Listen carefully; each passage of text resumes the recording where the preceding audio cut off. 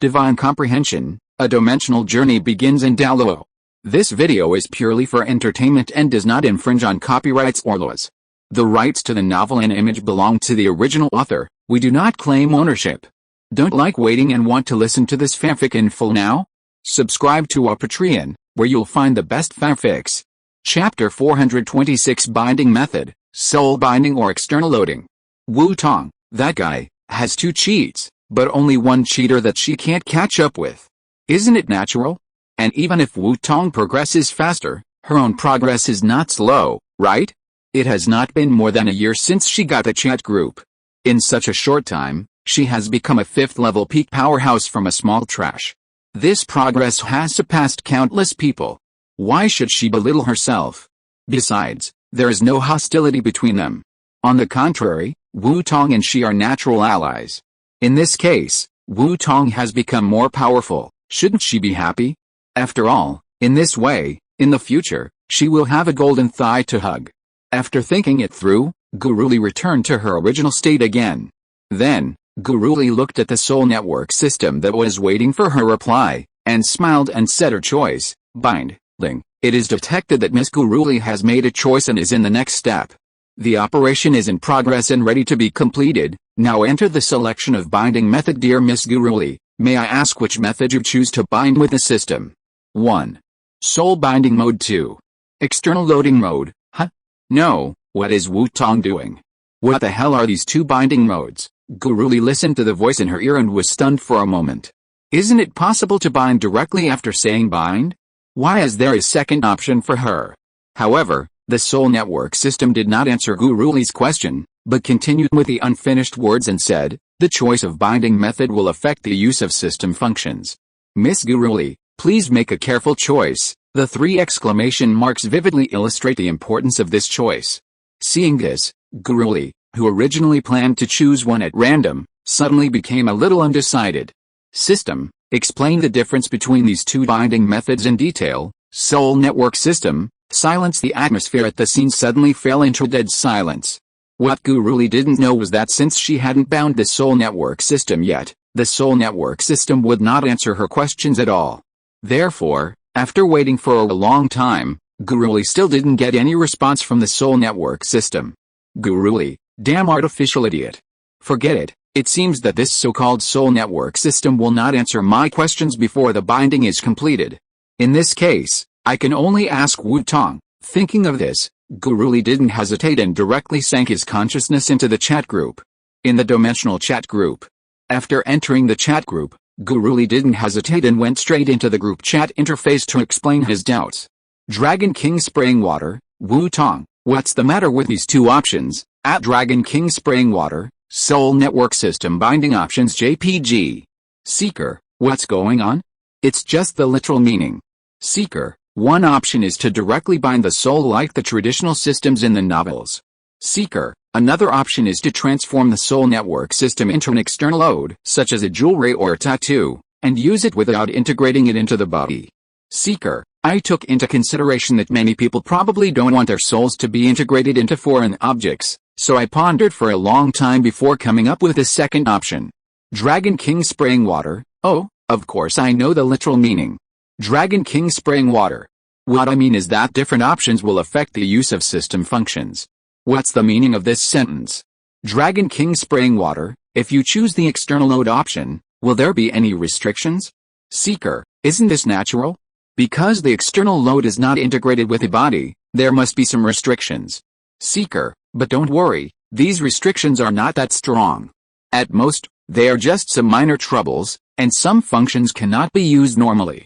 Dragon King spraying water, a little trouble Buyato Bilion, some functions cannot be used Moki Shaonian Kaiong. Brother Tong, what are the functions of the system? If you choose external loading, what are the functions that cannot be used? Seeker, it seems that there are more than just the group owner who are confused.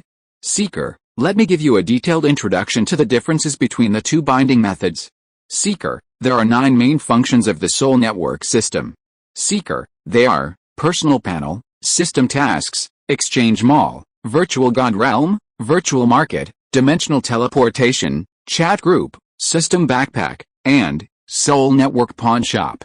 Seeker, Screenshot of the introduction of the 9 major functions JPG. Those who don't know can go to chapter 405 to take a look. Seeker, if you choose the soul binding method, there is nothing much to say.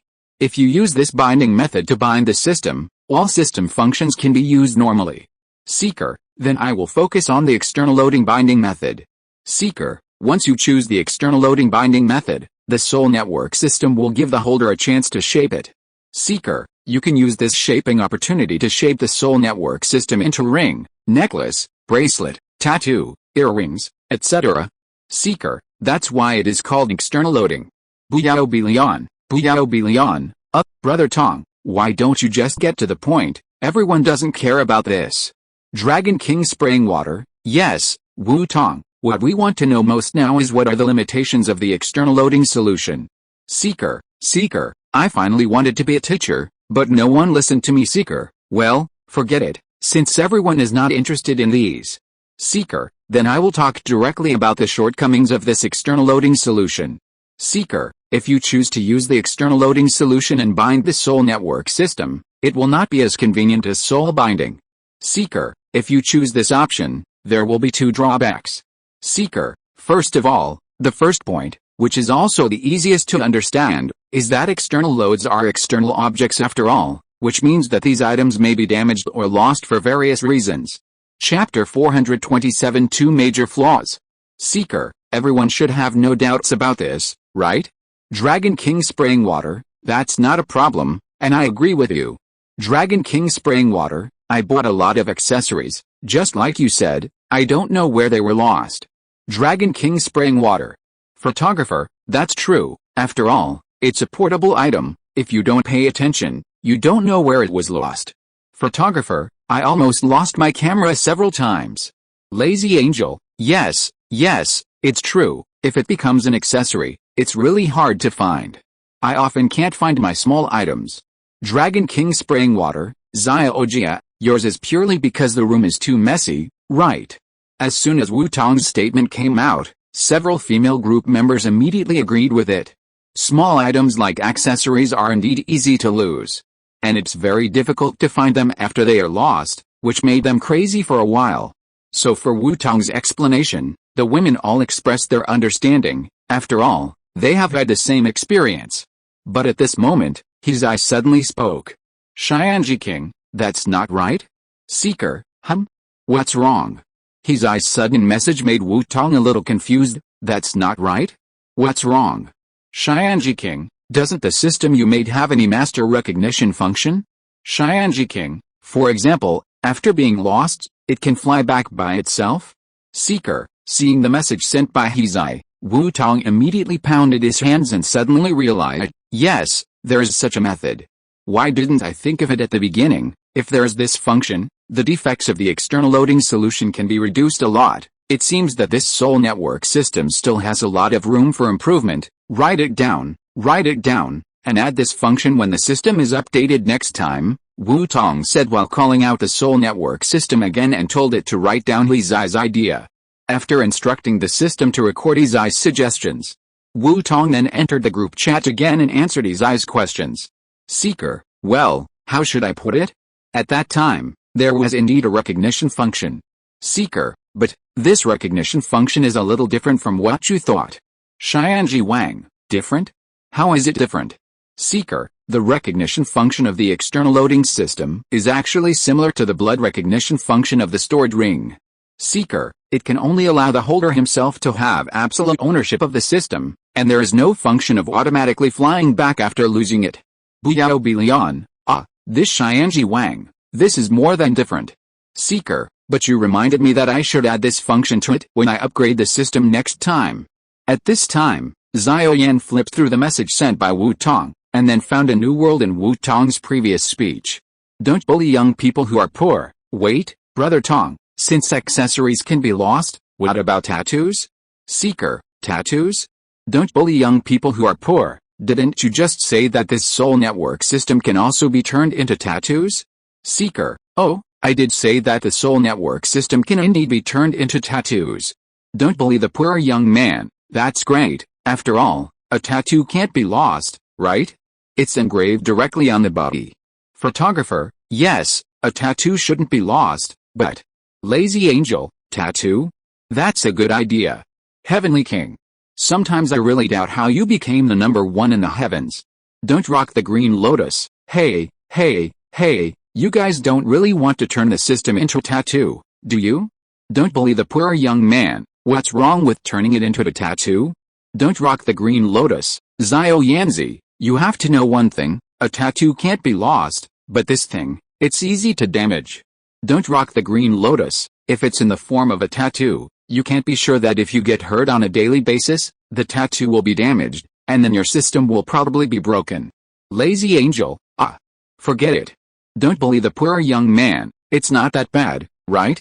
Don't bully the poor young man, after all, it's a system after all, it shouldn't be damaged by getting hurt like you said, right? Buyao Bilion, that's not necessarily true. How about you guess why tattoos can be washed off? Just when several people were discussing the issue of tattoos, Wu Tong spoke up. Seeker, Chu Lan is right. Although the items shaped by the soul network system have extremely strong defensive power, that only applies to things like accessories. Seeker, if it is shaped into a tattoo, the situation will be very different. Seeker, after all, tattoos are something that needs to be integrated with the surface skin of the body. Seeker, therefore, when the soul network system is shaping, it will greatly abandon the defensive power in order to adapt to the body of the holder and promote the improvement of the fit. Seeker, this also means that if the tattoo is used as an external carrier, the system will not be lost, but it will become particularly easy to damage compared to other accessories. Seeker, moreover, the soul network system I made is still a better version system. Although those functions and other things are very complete, as for things like making materials, I can only say that everyone can understand each other. Seeker, in short, the first flaw is probably like this. Seeker, if you really want to choose this solution, I don't recommend that you use tattoos as a carrier for external loading. Bully Spider, this external loading solution is really worthy of its name. Peter Parker looked at the message sent by Wu Tong and couldn't help but sigh. This solution completely transforms the system into a portable object with system functions. And it is also a portable object that can be lost. It really deserves the name of external loading. Red Kite Immortal, what about the other flaw? Seeker, another flaw is the problem of system function. Seeker, since the external loading solution will not be bound to the soul of the holder, in this case, the soul network system cannot pull the consciousness of the holder into the soul network. Seeker, in this case, among the 9 functions of the soul network system, the 2 functions of virtual God realm and virtual market cannot be used. Seeker, after all, the main functions of these 2 sections are based on the virtual world in the soul network. Chapter 428 System Binding Successfully. Seeker, since there is no way to pull people in, then the holder naturally cannot use these 2 functions. Seeker, this is the second flaw. Dragon King spraying water, I see, there are actually missing functions? Dragon King spraying water, I didn't expect that the external loading solution would have such a flaw. After Guru Li understood the specific differences between the 2 solutions, she left the chat group. After all, she did not forget that there was another system outside, waiting for her to sign for it. After leaving the chat group, Guru Li opened her eyes and saw the golden light ball in front of her. As if sensing Guru Li's gaze, the golden light ball flickered, and then a voice sounded again, "Dear Miss Guru Li, which way do you choose to bind to the system?" 1. Soul Binding Mode 2. External Loading Mode. Listening to the system's urging, Guru Li's face did not change at all, and she calmly weighed the pros and cons in her mind. After a while, Guru Li, who finally made a choice, looked at the light ball and said in an unusually firm tone, "I choose soul binding." That's right, the solution Guru Li chose was not external loading, but soul binding. As for why did Guru Li choose this solution? The reason is actually very simple. When she was struggling, she suddenly realized that there seemed to be a system in her mind, dimensional chat group. In this case, is there any need to continue struggling? There is no point in struggling. Since there is already one in the mind, it doesn't matter if there is another one, right? Moreover, with a dimensional chat group in her mind, the soul network system can't cause any trouble. In this case, it doesn't matter if there is one more thing in the mind. After all, with the help of the chat group, the soul network system is a good and harmless welfare bureau.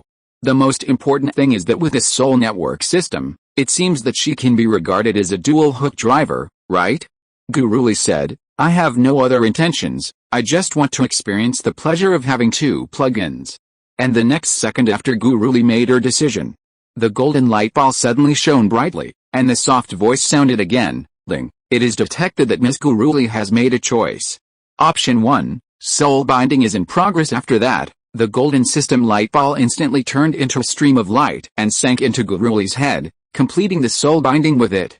Execution completed, binding successful. Then, a pale white virtual light curtain with a fiery red sycamore leaf in the center instantly appeared in front of her. Dear Miss Guruli, the Soul Network system welcomes you to use it.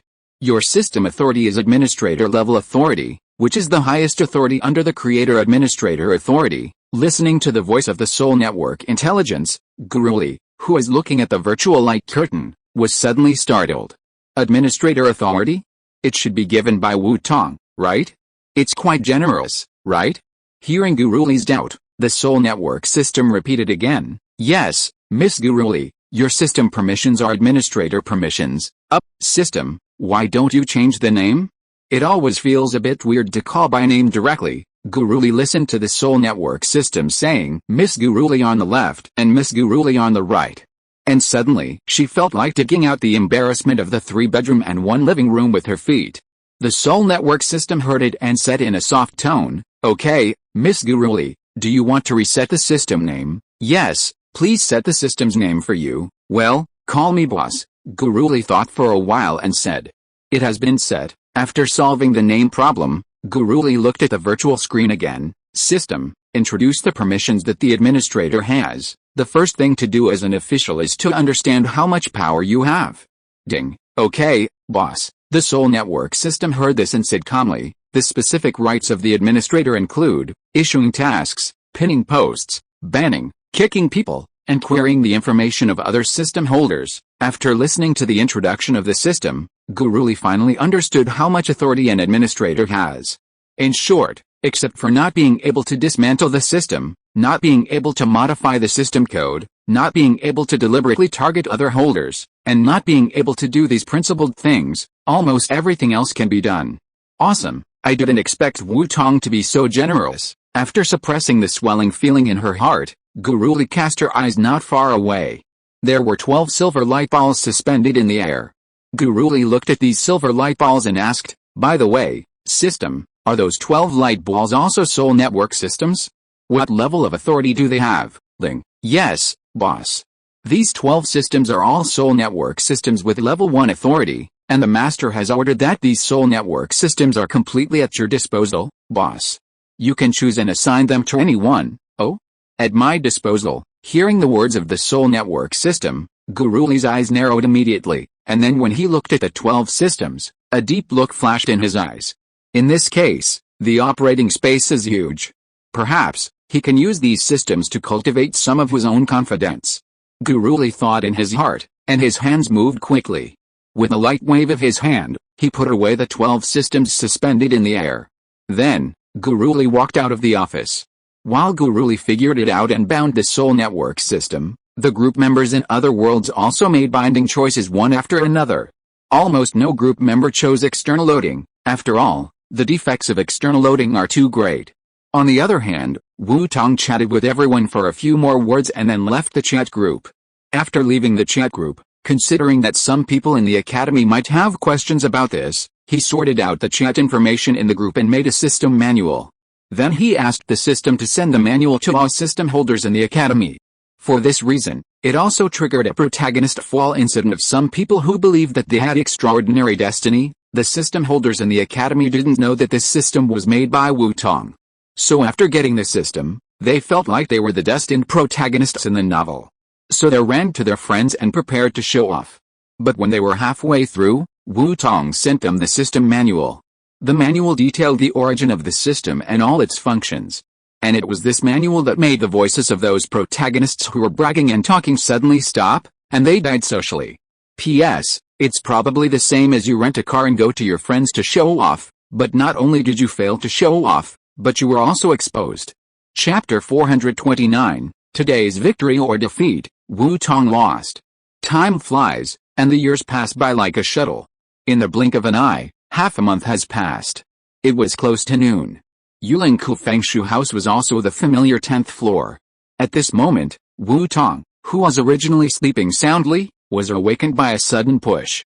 After being forced to open his eyes, Wu Tong originally planned to find the culprit to vent his bad temper.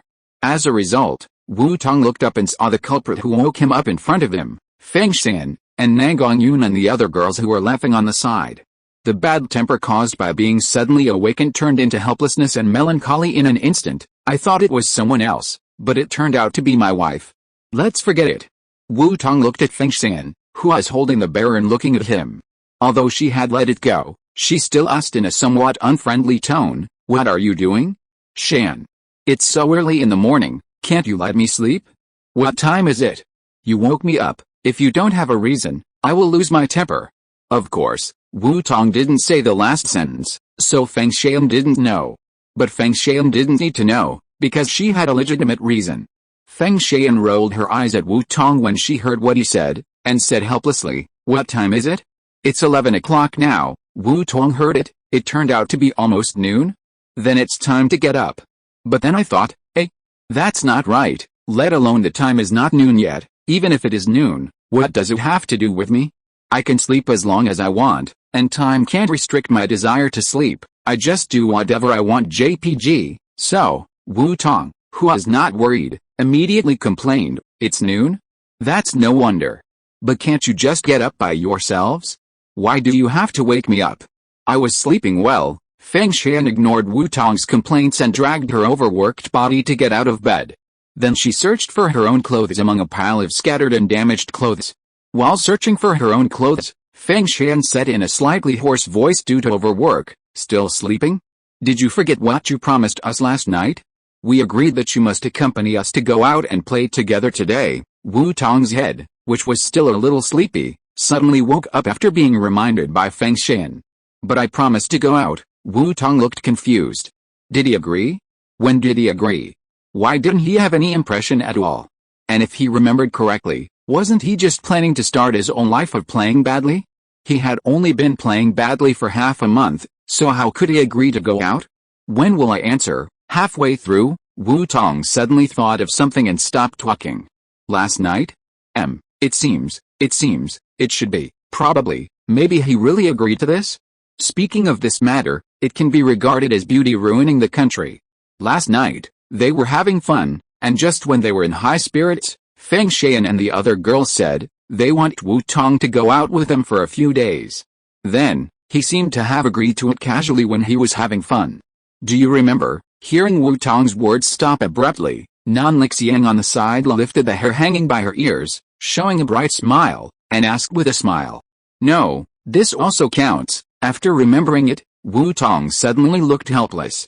When doing that thing, can the words be taken seriously? Wasn't it just a casual remark? What? Don't you plan to admit it? No, Ziatuang, you clearly promised us, you can't go back on your word. Husband master. As soon as Wu Tong said this, the woman who knew his character well immediately understood that Wu Tong was going to deny it. But how could this be possible? It was not easy to get Wu Tong to agree, but this guy took advantage of it and planned to deny it? Isn't it obvious that he wants to eat the sugar coating and return the cannonball? Where in the world is such a good thing? And even if there is, the women can't agree, so the women cast their eyes on Wu Tong. In that look, there was a threat of if you dare to go back on your word, you will sleep alone in the future. Looking at the eyes of the women, Wu Tong could only smile helplessly. It seems that this time, there is really no way to refuse. Without a wife, he will sleep alone. If he has a wife, he will still sleep alone. Then wouldn't he have accepted this wife in vain? However, although this is the truth, he really doesn't want to go. So Wu Tong's eyes rolled, and he began to think about how to find a suitable reason to reject them.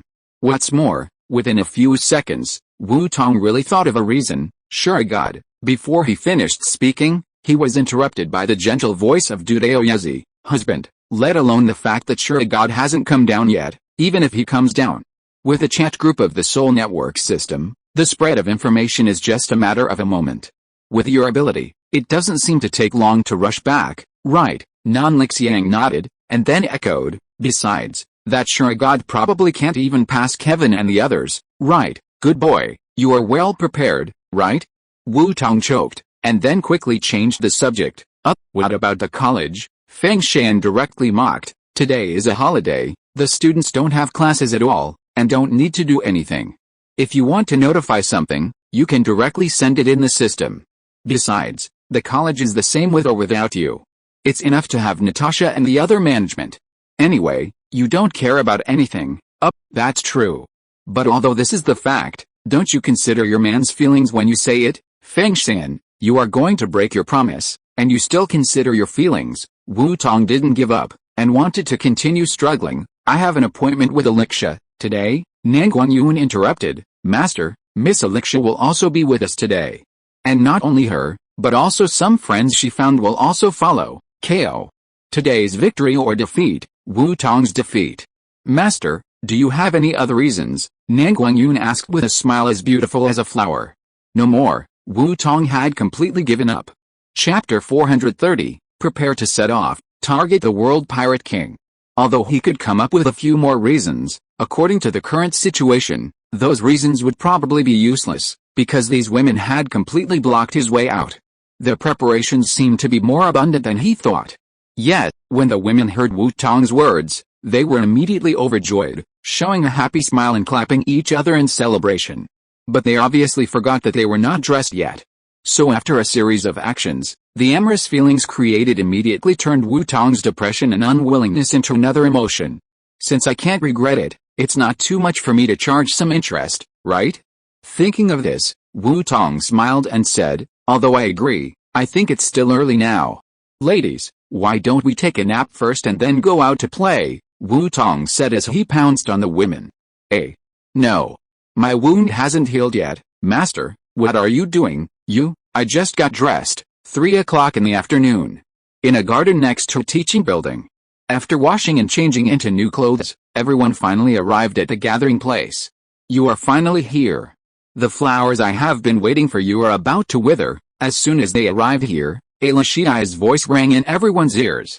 Wu Tong looked up and Ayla Shiai's figure immediately came into view. Ayla Shiai was dressed very beautifully today. She was wearing a white dress with a light and flowing white skirt, swaying gently with a breeze, and the delicate lace flashed a soft light in the sun. It perfectly outlined her slender waist and graceful figure. The pink hair was like a gorgeous cherry blossom, soft and smooth, naturally falling on her shoulders, with slightly curled ends, exuding a charming atmosphere. Coupled with a sweet smile on her lips, she looked like a flower blooming in spring, fresh and moving. Beside her, there were 7 or 8 beautifully dressed figures, also watching them. As if she felt Wu Tong's gaze, the smile on Ayla Shiai's face became even brighter. How about it? Do you think my outfit looks good today? Is it as gorgeous as a flower? In response, Wu Tong did not hesitate to praise her. It looks good, but after the praise, it was time to ask some questions. So Wu Tong changed the subject, looked at the eyes of the person in front of him that were the same color as her hair, and asked, but why are you here too? By the way, you are one of the people who plotted against me, right? Haha, what are you talking about? Ayla Shiai doesn't know. Ayla Shiai's tone stagnated when she heard this, and then she quickly laughed and smiled without changing her expression. I knew you were one of them. Wu Tong was not a fool. Although Ayla Shiai's stagnation was short, Wu Tong still noticed it. However, looking at Ayla Shiai's lie, he knew that she would not admit it. So Wu Tong was too lazy to ask any more questions. After rolling his eyes at her, he stopped talking. Ayla Shiai didn't care and continued to laugh to herself. Just when the atmosphere was gradually becoming awkward, Nan Guangyun spoke up, trying to liven up the atmosphere. Miss Ayla Shiai, are all the people you planned to bring here? After noticing that someone was coming to save the situation, Ayla Shiai immediately took over the conversation. Well, everyone is here. After saying that, Ayla Shiai pointed to the girls behind her. Ding ding ding ding. These beautiful girls are the ones who went out to play with us these days. Wu Tong turned his eyes and the faces of several people came into view. After seeing the faces of these people, Wu Tong immediately recognized their identities. An excited, sexy, orange-haired girl wearing a plush coat, Nami, the little thief cat. A calm, equally sexy cat-ear girl wearing a black and purple tights, Zhu Huqing, one of the original Douluo heroines. 2 beauties with nervous expressions, beautiful faces, noble temperaments, and similar clothes, like princesses of Xingluo, Dai Yuheng and Dai Yuiao. A lively girl wearing a tight outfit, Yuning, who looks energetic. A girl with a cold temperament wearing a cyan dress, Ruan Kingayan. There is also a blonde who feels like she doesn't know him after changing her sex, her good brother Jin Ringsu. The last person is naturally the woman who is almost inseparable from Alicia, Eden. Looking at this group of beautiful girls, they are perfect in both quantity and quality. Wu Tong couldn't help but sigh in his heart, wow, this is a harem of beautiful girls. This guy, Alicia, is indeed one of the most famous lesbian leaders. It has only been a short time, and he has hooked up with so many beauties in his own college. Crowd, you are the least qualified to criticize her, right? After all, you two guys are the same. Just as Wu Tong was sighing in his heart, Alicia also started to introduce the two parties very familiarly, guiding the two parties to get to know each other. Soon, under Alicia's mediation, the people who were originally a little unfamiliar quickly became familiar with each other, and they also had a certain understanding of each other. After a while, Wu Tong looked at the girls who were talking more and more excitedly, and couldn't help but stop them. Now that everyone is here, we should go. If we continue talking, it will probably be night. After being interrupted by Wu Tong, the girls were a little unhappy, but after looking at the sky, they could only stop talking reluctantly. Because it was really late. Seeing that the girls stopped talking, Wu Tong was relieved and finally stopped. Then, Wu Tong looked at the girls and asked, now that you are all together, you should have a goal, right? Where are you going? Or are you just going to wander around? Yes, the goal of this trip is the world of One Piece, Alicia hummed and said. The world of One Piece? I see. After hearing this goal, Wu Tong immediately thought of Nami's excited expression just now. Chapter 431 Arrival at the Destination, Space Barrier. I immediately understood why she was so excited. After all, she finally got home, how could she not be excited? But the journey is a bit far, and the goal has been set to another world.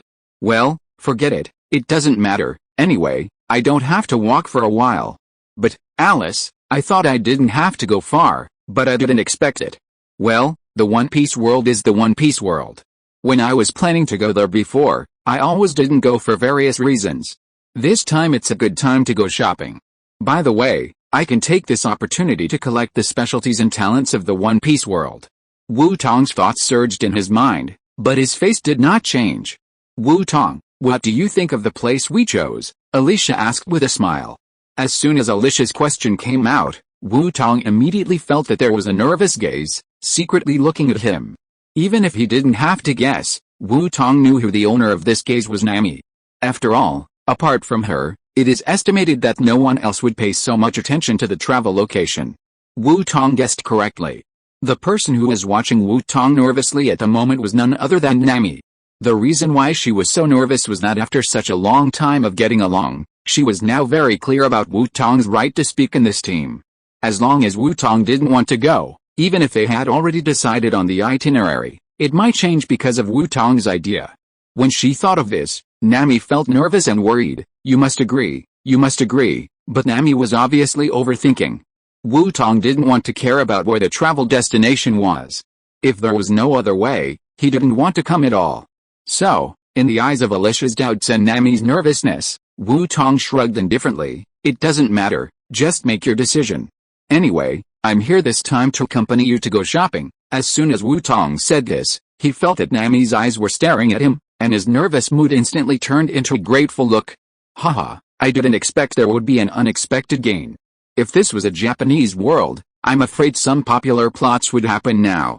After muttering to himself for a while, Wu Tong regained his composure, looked at the woman in front of him and said, since we all have a goal, let's set off quickly. After that, Wu Tong waved his hand, and a dimensional portal was instantly constructed from scratch in front of everyone. Then, the newly appeared dimensional portal was not fixed in place, but rushed straight towards everyone. Its speed seemed very slow, but in fact it was extremely fast. It came to everyone in just a blink of an eye. Before the women could react, it swallowed up the women's coefficients and took them to another world. After the dimensional portal rushed through everyone's body, it began to fade gradually. The further back it went, the more it faded, and finally it completely dissipated and turned into nothingness. Only a few footprints were left on the ground, proving that some people had indeed stayed here just now. The world of One Piece. This is a world where justice and evil are blurred and good and evil are difficult to distinguish. Similarly, it is also a world rich in resources and talents. East China Sea. On a certain sea, a dimensional portal flashed by. Dozens of figures suddenly appeared in the sea area, dozens of meters above the sea level. As soon as he appeared in this world, Wu Tong subconsciously released his divine sense and prepared to explore the surrounding situation. As a result, after the divine sense transmitted the detected information back to his brain, Wu Tong couldn't help but burst out with a curse. Oh my god. Why are we in midair? Damn, up and down, front and back, left and right, it's all air, and not far below, there is still an endless ocean. This is fucking, there is not even a place to land? After cursing, Wu Tong didn't have time to continue to be angry, and he directly began to mobilize the space authority in his body to create a place to land. Space authority, transform space properties. Using divine power to drive, call on the power of authority, and gather it all on his feet, Wu Tong did not hesitate, and stepped hard in the void. As Wu Tong made his move, the next moment, the space under everyone's feet was like a water surface that was suddenly stepped on, and ripples instantly splashed. This ripple is actually the embodiment of the power of space, so after it appeared, it did not disappear, but quickly spread to the surroundings and spread. Wherever the space ripples passed, all the space media were instantly disrupted, extended, pulled, twisted, and broken until they were reorganized again. However, the reorganized space has already become another space. And this space is a product of space materialization created by human factors, space barriers. Just like that, after the ripples disappeared, the space of thousands of miles around the place where Wu Tong stepped on was miraculously transformed into a space barrier that seemed like a substance. With the space barrier as a foothold, the other women also landed on this temporary foothold and did not fall into the sea. It's okay, although I don't hate the sea. But if I fall into the sea, my carefully prepared outfit today will be wasted. After standing on this space barrier that looked like transparent glass, Alicia was still frightened. She looked at the rolling sea surface below, patted her thick front armor, and breathed a sigh of relief. The other women were the same. They had dressed up carefully before coming, but if they were forced to remove their makeup as soon as they were teleported here, then their efforts would be in vain. Thinking of this, the women were all annoyed and secretly vowed to investigate the cause of this accident. Thinking of this, Feng Xian took the lead. She looked at Wu Tong's direction with a doubtful face, and asked after a while, Wu Tong, why were we teleported to the sea? It wasn't you who did it. It's no wonder that she was the first to suspect Wu Tong. Wu Tong was the most suspicious. First of all, he was the one who opened the portal, which means that he also anchored this coordinate point. If you're listening to this novel on a channel other than Fanfic World, it means they downloaded and uploaded it without effort. We cordially invite you to visit our channel, Mundo Fanfic Novelis. There you'll find the original version of this story and you can explore many other novels of various genres. We're waiting for you to immerse yourself in a world of incredible novels. Chapter 432 The Truth is Revealed, an Oolong Incident. Secondly, Wu Tong was tricked by them. When this happened, it was hard to ensure that it was not just a small revenge of his. Finally, as a woman who had slept with Wu Tong for such a long time, she naturally understood that Wu Tong was not as insincere as he looked. He was just a pervert who would accept anyone who came. Wu Tong, of course I can't refuse someone who comes. He took the initiative to throw himself into my arms. If I refuse, wouldn't that be against the woman's will? However, Feng Xian misunderstood Wu Tong this time. He was indeed not the culprit. Wu Tong looked helpless at this time. When he heard Feng Xian's question, he immediately understood that Feng Xian was doubting him. No, with the relationship between us, you doubt me? Isn't that a bit too much? Although he secretly complained, Wu Tong immediately shook his head to deny Feng Xian's doubts. How is it possible? I have nothing to do. Why would I teleport myself to the sea? Besides, if it was really me, why would I create a space barrier? Isn't this redundant? After hearing this, the girls looked at each other and felt that what Wu Tong said made sense. But if this was not done by Wu Tong, then what was going on? Could there be something wrong with the portal? Just when the girls were confused, Wu Tong spoke again. Although it was not done by me, it seems to have something to do with me. As soon as Wu Tong's words came out, the girls' eyes were on him again. This time, Wu Tong told the whole story before the girls asked, but you can't blame me for this.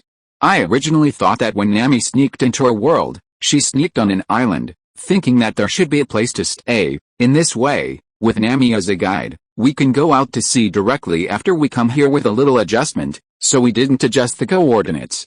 We just teleported according to the coordinates we collected at the beginning, but this result is obviously something I didn't expect. After all, who would have thought that Nami actually sneaked over on the sea? Hearing this, the girls looked at each other, and then tacitly turned their eyes to Nami's direction. Nami heard Wu Tong's words, and suddenly remembered what was happening before she sneaked into the Douluo world. If I remember correctly, the moment before she sneaked into the Douluo world, it seemed that she was in the treasure room of a pirate ship, right? When Nami thought of this, she was immediately shocked. It seems that she has a share of the blame. So, when the girls looked at her, Nami explained weakly, "Well, I can explain this." Then, with the girls looking at her, "You explain it, we listen." Nami slowly told the reason why she smuggled. Carving a boat to find a sword? That's no wonder. After listening to Nami's explanation, the girls immediately thought of the story of carving a boat to find a sword, and they also understood why there was an ocean below. The situation is actually very simple, because when Nami traveled through time, she traveled on the ship, but after she traveled through time, the ship did not stop sailing because of her disappearance, so they used this original coordinate to come to the pirate world, and naturally they could only appear in the air. The truth is out. After understanding the whole story, the anger in the girls' hearts has dissipated, and instead, a kind of ridiculous thought, it seems that they have been doing it for a long time. And the truth is just a misunderstanding. Then weren't they just fighting wits and courage with the air? Thinking of this, all the girls blushed. On the side, after finding out the truth, Wu Tong was relieved. He didn't want to be known as a pervert who likes to teleport beautiful women to the sea and enjoy their wet bodies. Then, Wu Tong looked at the blank scenery around him, spread his hands helplessly and said, looking at the sea without any landmarks, "There is no way to determine the location. Why don't we find an island first, determine the location and time, and then discuss the next plan?" While Wu Tong was talking, he called upon the authority in his body again. Truth authority, analysis construction. The next moment, a simple and majestic ancient wooden ship full of history and age was constructed out of thin air by Wu Tong and stopped in the sea area directly below them. Wow, what a cute boat. Why a boat? Can't we teleport again? Wooden boat? Don't we have several soul guide boats?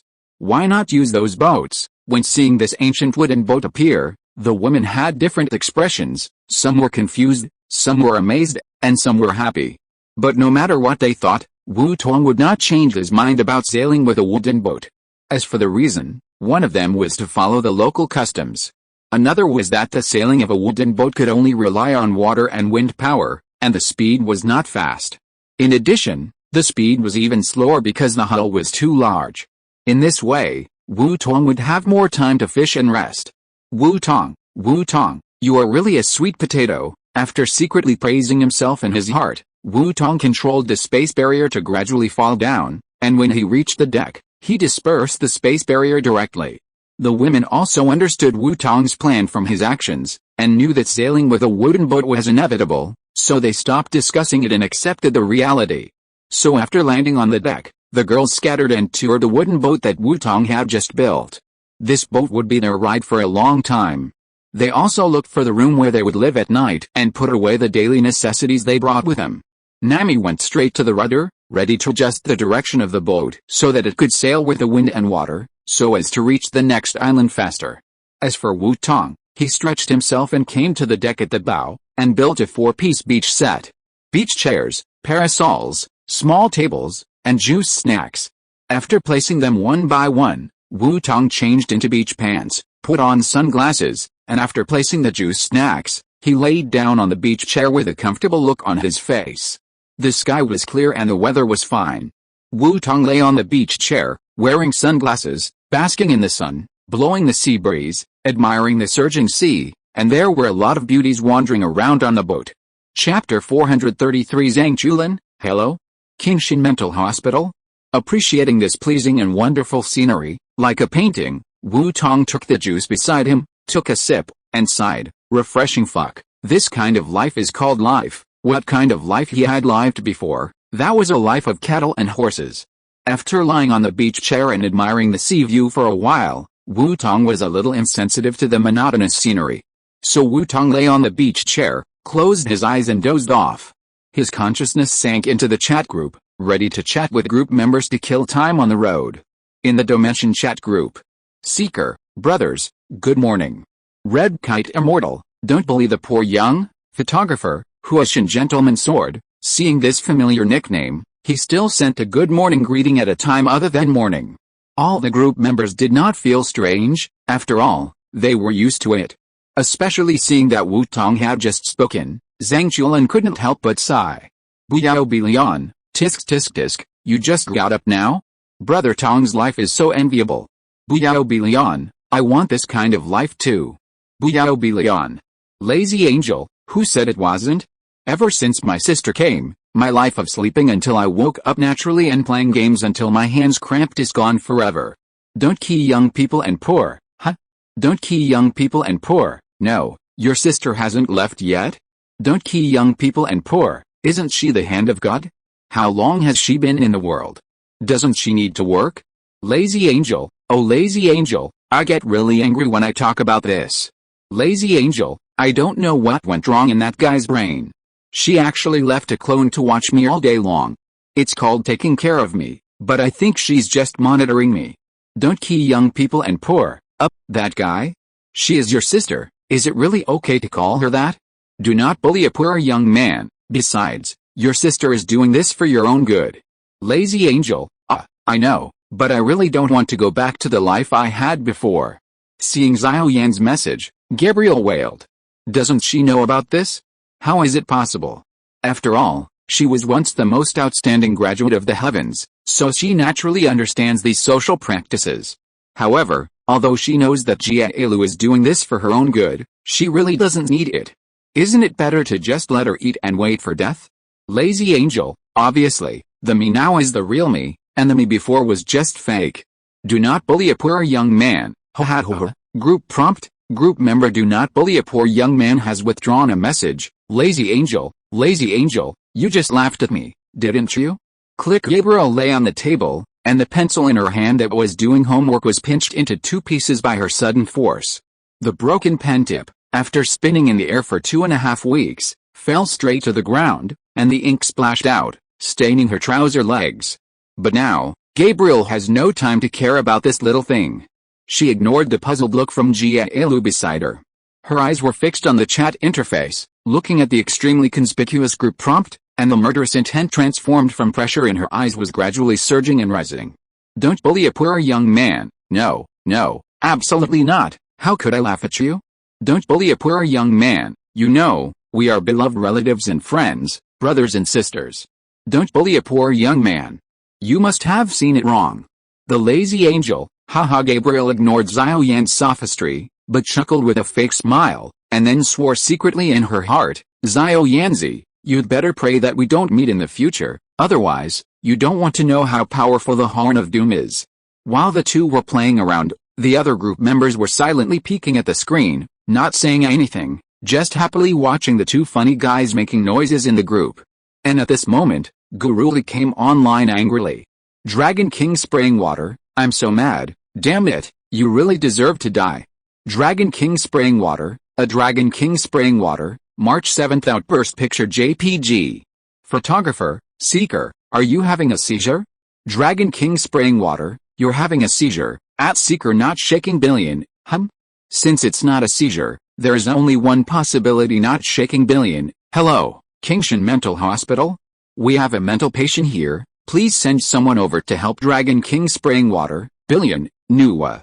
Not shaking billion, yes, that's right, he's a severely mentally ill person, and he has violent tendencies, please send someone over as soon as possible. Dragon King spraying water, billion, I'm not mentally ill. I am almost mad at that guy. Aha. Don't shake the green lotus, yes, you are not mentally ill. Dragon King sprays water, fuck Seeker, okay, stop playing, tell me in detail? What's going on? Seeker, how did Aha offend you? You are obviously not in the same world. Dragon King sprays water, aha, that coward, actually turned Bai Shuren into joy order. Don't shake the green lotus, what's the matter?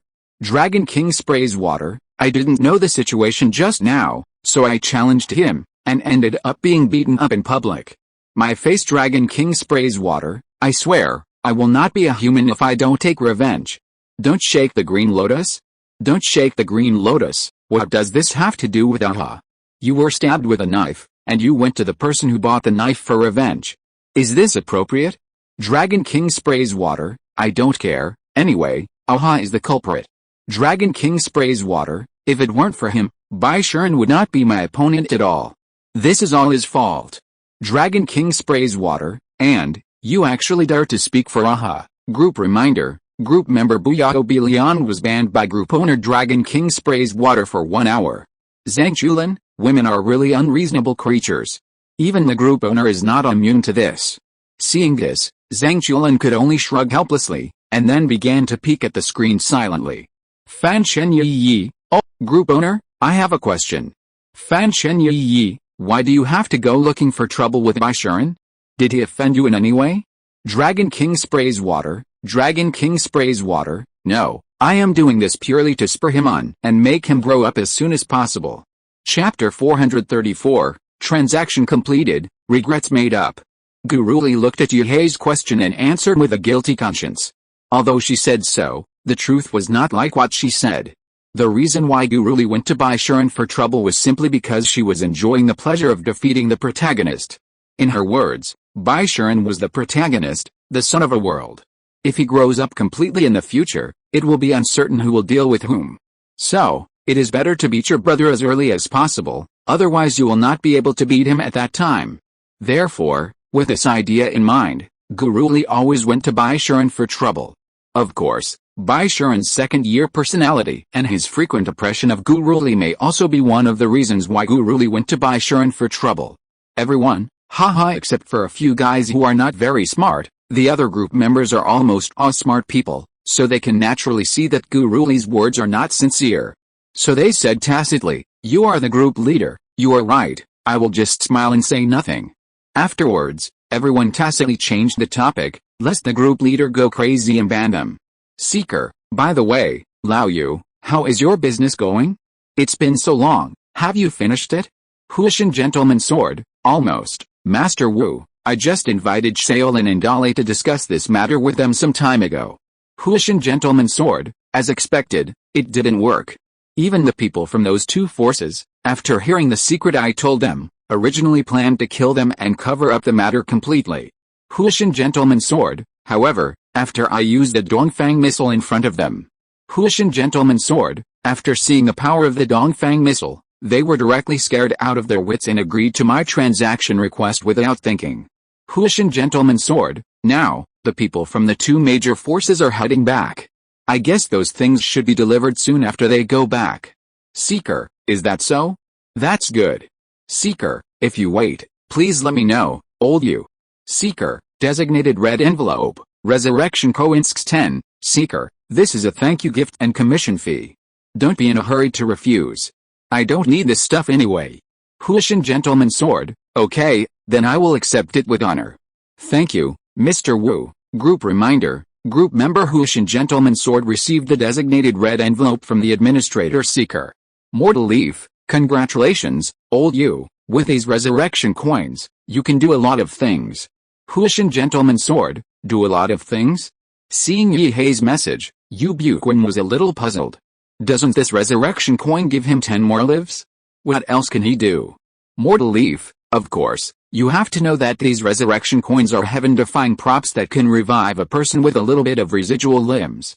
Fanjin Yi, you can certainly do a lot of things, just like you can take out a few resurrection coins and use them to form an alliance with those masters who have regrets. Fanjin Yi, for example, you can win over the prince of your Ming dynasty, the owner of Healing Villa, Titan Shenhao Zhu Wuxi. Fanjin Yi, let me tell you, the woman that Titan Shenhao loves is dying. If you use resurrection coins as a bargaining chip, it will be easy to win him over. Don't Qi Xiaonian Kaiong, don't forget that there is also Zhang Zhenren, his white moonlight Guo Xiang, but he is the biggest regret in his life. Don't Qi Xiaonian Kaiong, if Guo Xiang is resurrected, Zhang Zhenren will probably be won over by you. Tragedy, in short, after having this, there are too many things that can be done. Tragedy, Although the world of Zhongwu is very large, it is precisely because of this that there are countless regrets. Tragedy: Sword God Li Chenggang and Feng Du Lu Peoran Bilian, Xiao Changqing and the former queen of Western Shu, King Suzio of Bilian and Princess Wusu of Bilian, the great city lord Bailey Dongjin and his wife Yu Iao in Zuiyu City, the ghost fairy Mo Yi and his sister in the overseas fairy mountain are too many. Tragedy: if you can resurrect the people these people care about, you will definitely get their friendship and even loyalty. Tragedy: in this way, your Huishan sect will prosper. 666 I have never thought that this resurrection coin can be used in this way. It's really an eye-opener. Sure enough, everyone in the group is talented. I like it here very much. Yu Buquan looked at the news from everyone, and the light in his eyes became brighter and brighter. The emotions in his heart seemed to have turned into turbulent waves, and he began to brew a turbulent undercurrent. It is conceivable that this undercurrent will surely carry the rolling momentum and set off endless waves in the future. Just when everyone was telling Yu Buquan how to use these resurrection coins to make up for regrets in the world of Zhongwu and win over the strong, Wu Tong, who had just finished talking about the transaction with Yu Buquan, suddenly felt a sense of pushing on his body, so Wu Tong withdrew his consciousness from the chat group. Husband, a quick and slightly cute voice gradually came into his ears. After Wu Tong opened his eyes, he saw the person in front of him who was pushing and calling him Shizuka Miracle. Shizuka? What's the matter? Looking at the familiar big blonde waves in front of him, Wu Tong's demeanor was calm and his emotions did not fluctuate much. After all, judging from the innocent character of Shizuka Miracle, it is not impossible for this girl to do anything, so it is not surprising at all. So Wu Tong picked up the juice next to him, put it to his mouth and took a sip, and then asked. After hearing what Wu Tong said, Miracle Shizuka tapped her red lips with her index finger, and then said with her confused and slightly cute face, "Ah. It was Reika and the others who asked me to come. They asked me to tell you." Eh? What did they ask me to say? Why can't I remember it? Wu Tong has long been accustomed to Miracle Shizuka's sudden natural stupidity regardless of the occasion. So when he saw her distressed look of meditation and hard thinking, Wu Tong just laughed and didn't rush to urge her. Instead, he reached out and grabbed her hand, and with a little force, he took her body into his arms. Although she was surprised by Wu Tong's sudden action, after all, they have lived together for such a long time, and there is still a tacit understanding. So Miracle Shizuka didn't resist, but fell into Wu Tong's arms. Chapter 435, Sunset, Dusk and Dawn. The setting sun is intoxicated by the evening glow. By the way, he buried his head in Wu Tong's chest. Holding the fragrant and boneless body of Jechuan Shizuka, Wu Tong first looked amused, touched her head, and then laughed. Can't remember? It doesn't matter, since they chose you to inform me, it shouldn't be a big deal. In that case, there's no need to rush, let's think about it slowly. As for now, come, lie down with your husband for a while and see the scenery first. After that, Wu Tong hugged Jechuan Shizuka who continued to meditate in his arms, no longer speaking, but calmly began to appreciate the sea view at this time. At this time, it was almost dusk, and the bright yellow sun had gradually touched the sea level, casting all the golden light. The ocean, which has always been known for its mystery, was instantly rendered with a mysterious and gorgeous color by the sunlight. As the sun gradually sets in the west, the clouds in the sky seem to be ignited by golden flames, changing from golden to bright red, and then to purple, like a natural painting. The vast sea surface sparkles in the afterglow, as if covered with the golden scales. The breeze blows gently, and the waves surge slowly, hitting the boats, making a low and rhythmic dong-dong sound, as if telling the ancient and melodious history. Everything seems to be the sea, explaining to the world its unique beauty. Wu Tong held Miracle Shizuka in his arms, looking at the stunning dusk scene in front of him, which was naturally carved by nature. He couldn't help but sigh. The sunset turns to dawn, and the sunset is drunk with the sunset glow. I never thought that the sea at dusk would be so beautiful. If I had known that it would be so pleasant to float on the sea, I would not have been slacking off in the academy. It would be so nice to come here. Not only can I slack off openly, but I can also enjoy such beautiful scenery. More importantly, there are beautiful women to accompany me. What a mistake! What a mistake! As time passed, just as Wu Tong gradually became intoxicated in this long-lost wonderful life, a voice suddenly came from behind. Okay, Shizuka, we asked you to come and call him, but you ended up being lazy with him. The sudden voice immediately woke Wu Tong from his intoxication. Wu Tong turned his head sideways and saw that Nan Lixiang was behind him, staring at Miracle Shizuka in Wu Tong's arms with a pair of beautiful eyes. Miracle Shizuka looked up in a daze and saw Nan Lixiang staring at her. She immediately shuddered and got out of Wu Tong's arms. Standing on the deck beside her, looking at Nan Lixiang, she said a little embarrassedly, "I didn't rest, I just what? Sorry, Lixiang, I just forgot to say something to my husband." Forgot. Hearing Miracle Shizuka's words, Nan Lixiang slapped her forehead immediately. Sure enough, she said that Miracle Shizuka hadn't come back for so long, and something must have happened. Now it seems that it's not unexpected. Her good girlfriend has never disappointed people in terms of disappointment.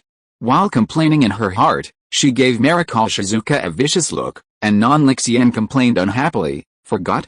Why don't you forget yourself, Private Marseilles?" Miracle Shizuka heard the words, and her pretty face flushed and bowed to apologize. Wu Tong, on the other hand, was lying on a beach chair, watching the farce with a smile. When he saw Nan Lixiang's helpless look, he immediately smiled with a gloating smile and said, Okay, you know Shizuka's situation. It would be a problem if she didn't make any mistakes. So what were you thinking? You actually asked Shizuka to come and inform me." Nan Lixiang looked at Wu Tong's gloating smile, rolled her eyes at Wu Tong, and said, "Nonsense, it must be because no one is available. If everyone else had something to do, I wouldn't have asked Shizuka to come and inform you. No one is available? Impossible? With so many people coming this time, how could there be no one available? Where are the others?" Wu Tong heard this and asked with a puzzled look on his face, "No one is available? What are they doing, the others?" "They went around the boat." Wu Tong was even more confused. "They are fine, right? Why is there no one available? Who told you to build a boat so big?" "They ran too far and couldn't get there as soon as possible, so I asked Shizuka, who was closest, to come over." After explaining the reason, Nan Lixiang turned to look at Miracle Shizuka and said with regret, "If I had known this would happen, I might as well have come by myself, so that's it." After understanding the reason, Wu Tong couldn't help but feel helpless. The boat was built so big, wasn't it to make your trip more comfortable, and now it's my fault? Wu Tong pouted secretly, but his mind was still online, so he didn't say this. Instead, he changed the subject and said, Okay, what did you originally plan to let Shizuka inform me of? Oh, by the way, I almost forgot about the business when you interrupted me just now." After being reminded by Wu Tong, Nan Lixiang finally reacted and quickly said to Wu Tong, "Just now, I was idle and shooting birds on the deck, and I saw a pirate ship. It has been following our ship, and it seems to have some bad intentions. I have nothing to do and shoot birds." Hearing these two words, Wu Tong's mouth twitched. "You would rather shoot birds when you have nothing to do, and you don't know to come to me. Ahem, you can't shoot birds when you have nothing to do. What if you shoot a newsbird and they don't sell our newspapers?" After complaining a few words in his heart, Wu Tong turned his attention to the business that Nan Lixiang said. "A pirate ship? Or just one? That's it? Can't you solve it by yourselves? Why do you have to look for me? Isn't this just to let you hold the line?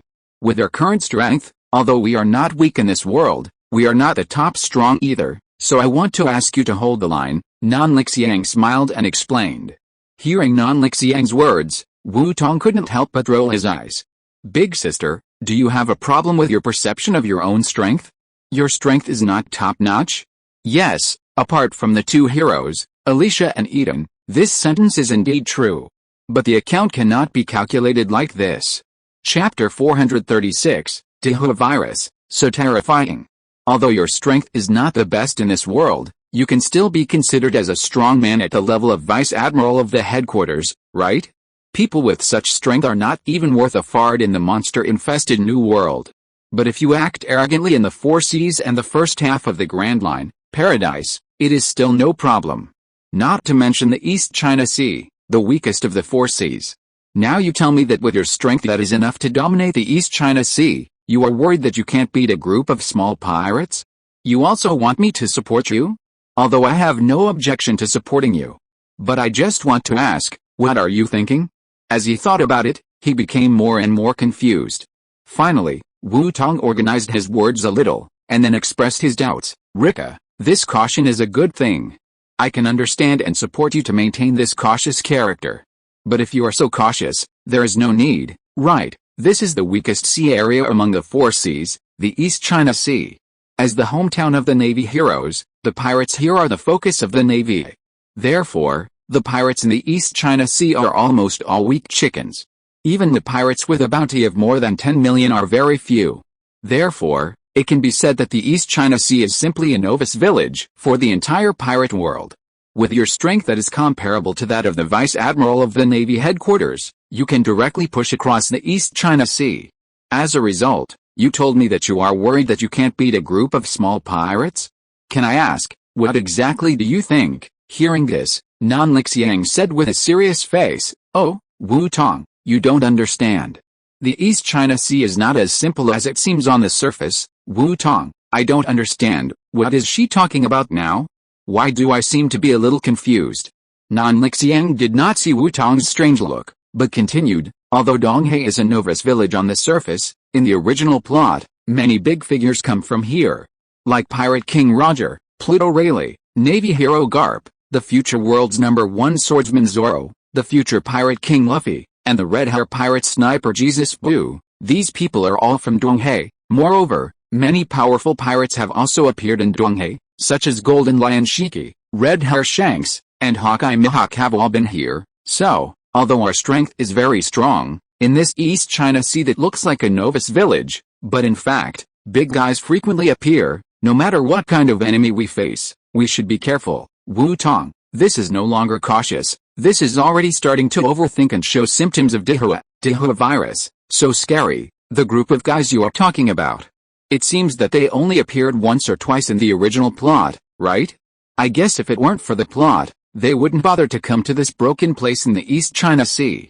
At this time, Wu Tong looked at Nan Lixiang's calm analysis and talkative appearance, and suddenly had the urge to cover his face with his hands. "It's my fault that my strength has increased too quickly during this period, and I don't fight much on weekdays. This is why they don't know my current real combat power, which makes Nan Lixiang feel that this world is very dangerous. But then again, if she knew my strength now, what would her reaction be? That Lixiang. Actually Wu Tong was about to explain that with his own strength, he didn't need to worry about these things in this world, but before he could say anything, he was interrupted by Nan Lixiang. Okay, let's go quickly, it will be too late in a while." Nan Lixiang didn't want to listen to Wu Tong's sophistry at all. In her opinion, anything Wu Tong said now was nothing more than trying to find an excuse not to go. As if seeing Nan Lixiang's thoughts, Wu Tong silently swallowed the truth that he wanted to spit out.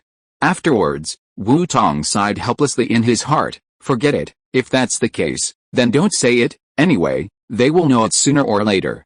As for this farce now, just treat it as playing with them. First deal with the pirates behind, and then it won't be too late to rest. Anyway, there are still many days.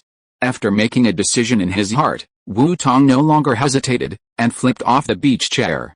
"Let's go." Wu Tong, who left the beach chair, first picked up the juice that had not been finished on the small table next to him and drank it all. Then, he said to Nan Lixiang who was waiting for him on the side. Then let's go." Nan Lixiang nodded with a look of relief, and that look was just like an old mother who saw her child suddenly grow up. Seeing this, Wu Tong didn't say anything, but rolled his eyes silently, and then released his mental power to detect and perceive. Soon, Wu Tong saw the pirate ship that was following closely behind the stern, and the 2 familiar people on the ship. When he saw the 2 people, Wu Tong seemed to see something interesting, and the corners of his mouth curled up, and he whispered, I didn't expect to meet familiar faces so soon." Because Wu Tong's voice was too low, Nan Lixiang on the side didn't hear it clearly, so she looked at Wu Tong and asked with a puzzled look, "What did you say?" "Haha, nothing, let's go quickly." Wu Tong didn't answer, but laughed and changed the subject. "Huh? Nothing? What kind of answer is this?" Hearing Wu Tong's answer, Nan Lixiang was naturally very unhappy. But she also knew that if Wu Tong didn't want to say it, he must have his reasons, so Nan Lixiang didn't ask any more questions, but just secretly guessed in her heart. After Wu Tong finished speaking, he ignored Nan Lixiang's thoughts and took a step directly, walking straight towards the stern. "Hey, wait for me." Seeing Wu Tong leave, Nan Lixiang, who had not yet come back from her thoughts, did not bother to think about this question anymore, and hurriedly moved her long legs to follow. While walking, she did not forget to turn back and said to Miracle Shizuka, "Shizuka, stop being in a daze, hurry up and catch up." "Oh, here I come." Miracle Shizuka heard Non-Lixiang's call, and immediately came back from her daze, nodded quickly, and then took small steps to catch up with the two. Chapter 437 The Evil of Human Nature. Behind Wu Tong's ancient wooden ship. In the sea not far away, a wooden ship with a pirate flag was running towards Wu Tong's ship at a very fast speed.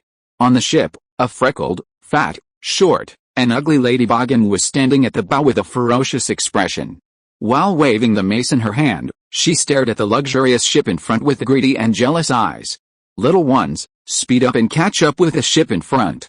Such a luxurious ship must be filled with nobles, and their status is definitely not low.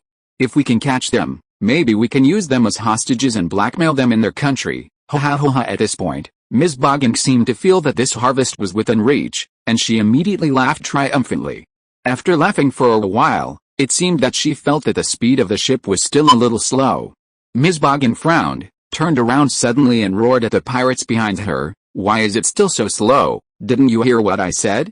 Speed up quickly. If anyone dares to let this ship slip away, I will definitely beat him with a stick." Yes, Captain Alrita, and Alrita, the female pirate who appeared in the first episode of One Piece, is similar to the elite monster in the Novus village. She is one of the two acquaintances mentioned by Wu Tong. After hearing her words, the pirates behind Alrita, who looked weird, were all shocked and nervous, and hurriedly answered loudly. Then, the pirates worked harder. Hearing the response of the people behind her, Alrita seemed to be finally satisfied and laughed triumphantly. Not far behind the pirates, a pink-haired dwarf was standing timidly among the pirates, shouting along with the pirates around him. But because he was too short, he looked so out of place among the group of grown men. Even if anyone came up and looked around, they would be able to spot this out-of-place figure among so many people. Alrita, who had been laughing for a while, just glanced around casually and saw the timid figure who was timid and out of place in the crowd. When she saw this figure, Alrita's face suddenly showed a look of disgust. "Why is this loser Kobe here? Did I ask him to clean the deck? Is he here to be lazy?" Kobe is also a supporting character who appeared in the first episode. He is one of Garp's future disciples and will have a lot of roles in the future. He is also another familiar person mentioned by Wu Tong. Thinking of this, Alrita's face turned black, and she immediately yelled at the figure, "Kobe!" When the pink-haired dwarf heard the familiar voice, he immediately shuddered, stood at attention, and replied, "Yes, Miss Alrita." Alrita did not speak, but looked at Kobe with a sinister look, until Kobe saw that he was a little hairy. Then he asked, "Kobe, let me ask you, who is the most beautiful person in the sea?" When Kobe heard this familiar question, his mouth seemed to have formed a conditioned reflex, and he quickly answered, "Of course it's Miss Alrita." Yeah. Hearing Kobe's words, Alrita immediately nodded with satisfaction. "You are really good at talking, and it was the right choice to keep you." Hearing what Alrita said, Kobe didn't know what to say, and could only laugh awkwardly. Bang! Unexpectedly, Kobe just laughed, and the next second an iron rod hit his head, and Kobe's body was smashed several meters away. After knocking Kobe away, Alrita roared with an angry face, "But even if you can talk, you are still a useless waste. You still have the face to laugh now? Have you completed your mission? Is the deck cleaned? If you have time to stand there and laugh, why don't you clean the deck quickly?" "But Miss Alrita, the deck has been cleaned up." Kobe lay on the ground, ignoring the pain in his body, and wanted to explain. Hearing that Kobe still wanted to quibble, Alrita raised her eyebrows and looked displeased. Seeing this, Kobe didn't dare to continue talking. He was frightened. After getting up from the ground, he didn't even bother to wipe the blood off his face. He bowed and apologized. "Private Marseilles, Miss Alrita, I will go clean the deck right away." After that, he ran to the utility room in the cabin behind him in a panic, intending to find tools to clean the deck. Haha, this little dwarf Kobe is still so useless. That's right, Kobe is really stupid, to be so cowardly. It's the only one in the world, right? Seeing Kobe being humiliated by Alrita, many pirates on the side not only did not sympathize with him, but began to add insult to injury, mocking Kobe with disdain. The ugliness of human nature was fully displayed at this moment. However, even though everyone was laughing at Kobe, their hands did not stop at all. It's not that they didn't want to stop, it's simply that they didn't dare to stop. After all, in the pirate world, although Alrida's strength is just an ant, it is already invincible for ordinary people like them. So under Alrida's threat, few people dare to be lazy at this time. After all, if they are discovered, it will really kill people. Wu Tong's ancient wooden ship, because of its huge size, even if it is smooth sailing, the speed is not very fast. And Alrida's small boat, because of its small size, coupled with smooth sailing, the crew is united and works together. Therefore, under the decline of each other, Alrida's pirate ship quickly caught up with Wu Tong's ancient wooden ship. Go, go, go, rob money, rob food, rob women. Looking at the big ship close at hand, many pirates roared wildly in their hearts. The faces born from the heart, not only in their hearts, but also on their faces, they couldn't help but reveal a hideous smile that has become distorted due to excessive excitement. Chapter 438, End of the Beheading. However, they were thinking about it in their hearts, but they didn't know that the place they were working so hard to reach was not the place where they imagined the huge wealth was. On the contrary, it was the end of their life path. On the ancient wooden ship. At the stern. In addition to Wu Tong, Nanlixiang and Miraculous Shizuka, the other women also learned about the pirates coming and rushed over. At this moment, except for Nami who was at the helm, everyone on the ship came here to prepare to fight the upcoming enemies. It's just not that, it really isn't that. Feng Shan, Miraculous Shizuka, Douluo Yezi, Nanlixiang, maid leader Nanguang 20-person maid group, Alicia, Eden, Zhu Zhuking, Dai Yuhang, Dai Yuio, Ruan Qingyan, Yuning, Jin Rixu. Wu Tong looked at the team in front of him with a complicated look. Although there were strong and weak teams, they could directly dominate the pirate world when they joined together.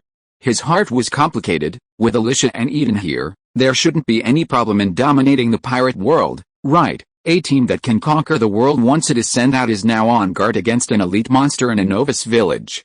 This weird scene made Wu Tong a little confused about what to say. After all, using a cannon to kill a mosquito is not enough to describe it. It's just like the devil himself going into battle, combining all his own combat power to surround and kill a newly reincarnated hero. Alice thinking of this, Wu Tong sighed helplessly, and then gave up the idea of preparing to take charge, and just played it badly. Forget it, just let it be, as long as you are happy. Here we go, sisters, everyone get ready. We are about to board. At this moment, seeing that the pirate ship had arrived not far away, Minami Rika's expression suddenly became nervous. The women behind her were speechless. That's right, not all of them have become Dehu. From the beginning to the end, the only person who has become Dehu is Nanlixiang. Maybe Shizuka Miracle can be counted as half of it? The others are still very aware of their own strength. Naturally, they would not think that such a large group of powerful people would not be able to beat a small pirate group, and it was a pirate group from the East China Sea. The reason why they came here to stop the foreign enemy, in addition to Nanlixiang's request, they also had their own purpose. The reason why the 21 maids headed by Nanguang came here is because they need to fulfill their maid duties and clean up the upcoming garbage. The reason why Feng Xian came here is that she intends to use this group of pirates to test what kind of strength she is equivalent to in this world, and by the way, complete the fundamental goal of her trip this time, killing. Douluo Yezi wanted to satisfy her addiction to fighting and killing. After all, since she became Wu Tong's woman, she has not fought for a long time. This time, she took this opportunity to release the murderous intent accumulated during this period. Shizuka Miracle was simply fooled by her best friend and ran over here. As for Zhu Zhuking and her group, they came for Wu Tong.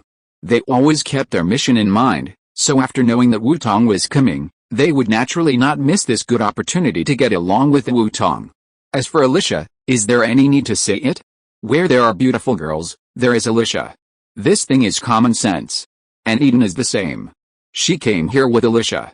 So, although the women came here at the invitation, they didn't care much about the upcoming pirates. Therefore, when they saw Nanlixiang being so cautious, the women were very speechless. However, Nanlixiang didn't see the expressions of the crowd, and was still nervously staring at the pirate ship not far below. Here we are. Finally, the next second after seeing the pirate ship step into her sniping distance, Nanlixiang raised her hand without any signs and summoned her martial spirit. The next moment, with a flash of light, A TAC-50 sniper rifle instantly appeared in Nan Lixiang's right hand. However, unlike the usual TAC-50, this sniper rifle is not military green, but black and red, and even shrouded in a faint black mist, which gives people a creepy feeling at first glance. Top martial spirit, soul chasing. The moment she got her old friend, Nan Lixiang almost didn't think about it, and directly placed it on the railing of the ship and pretended to aim. However, when she just put her head on the sight, the next moment, Douluo Yezi beside her directly summoned the Bloodblade martial spirit, and without saying a word, he drew his sword out of the sheath, and then slashed at the pirate ship that was rushing. In an instant, a blood-red sword energy hundreds of meters long instantly emerged from Douluo Yezi's Bloodblade, turning into a waning moon, and flew straight towards the small pirate ship. The blood-red blade was extremely sharp. Wherever it passed, the sea was torn into a deep scar that could not be healed for a long time. And the ship was not sure what to think. When it saw the blood-red blade, it did not dodge, but was extremely brave and rushed straight towards it. The result was naturally predictable. At the moment when the blade came into contact with the ship, the blood-red blade, like the sickle of the god of death, directly penetrated the seemingly hard hull. Under this almost fatal blow, most of the pirates on the Alrida pirate ship were beheaded in an instant and turned into a corpse with residual warmth.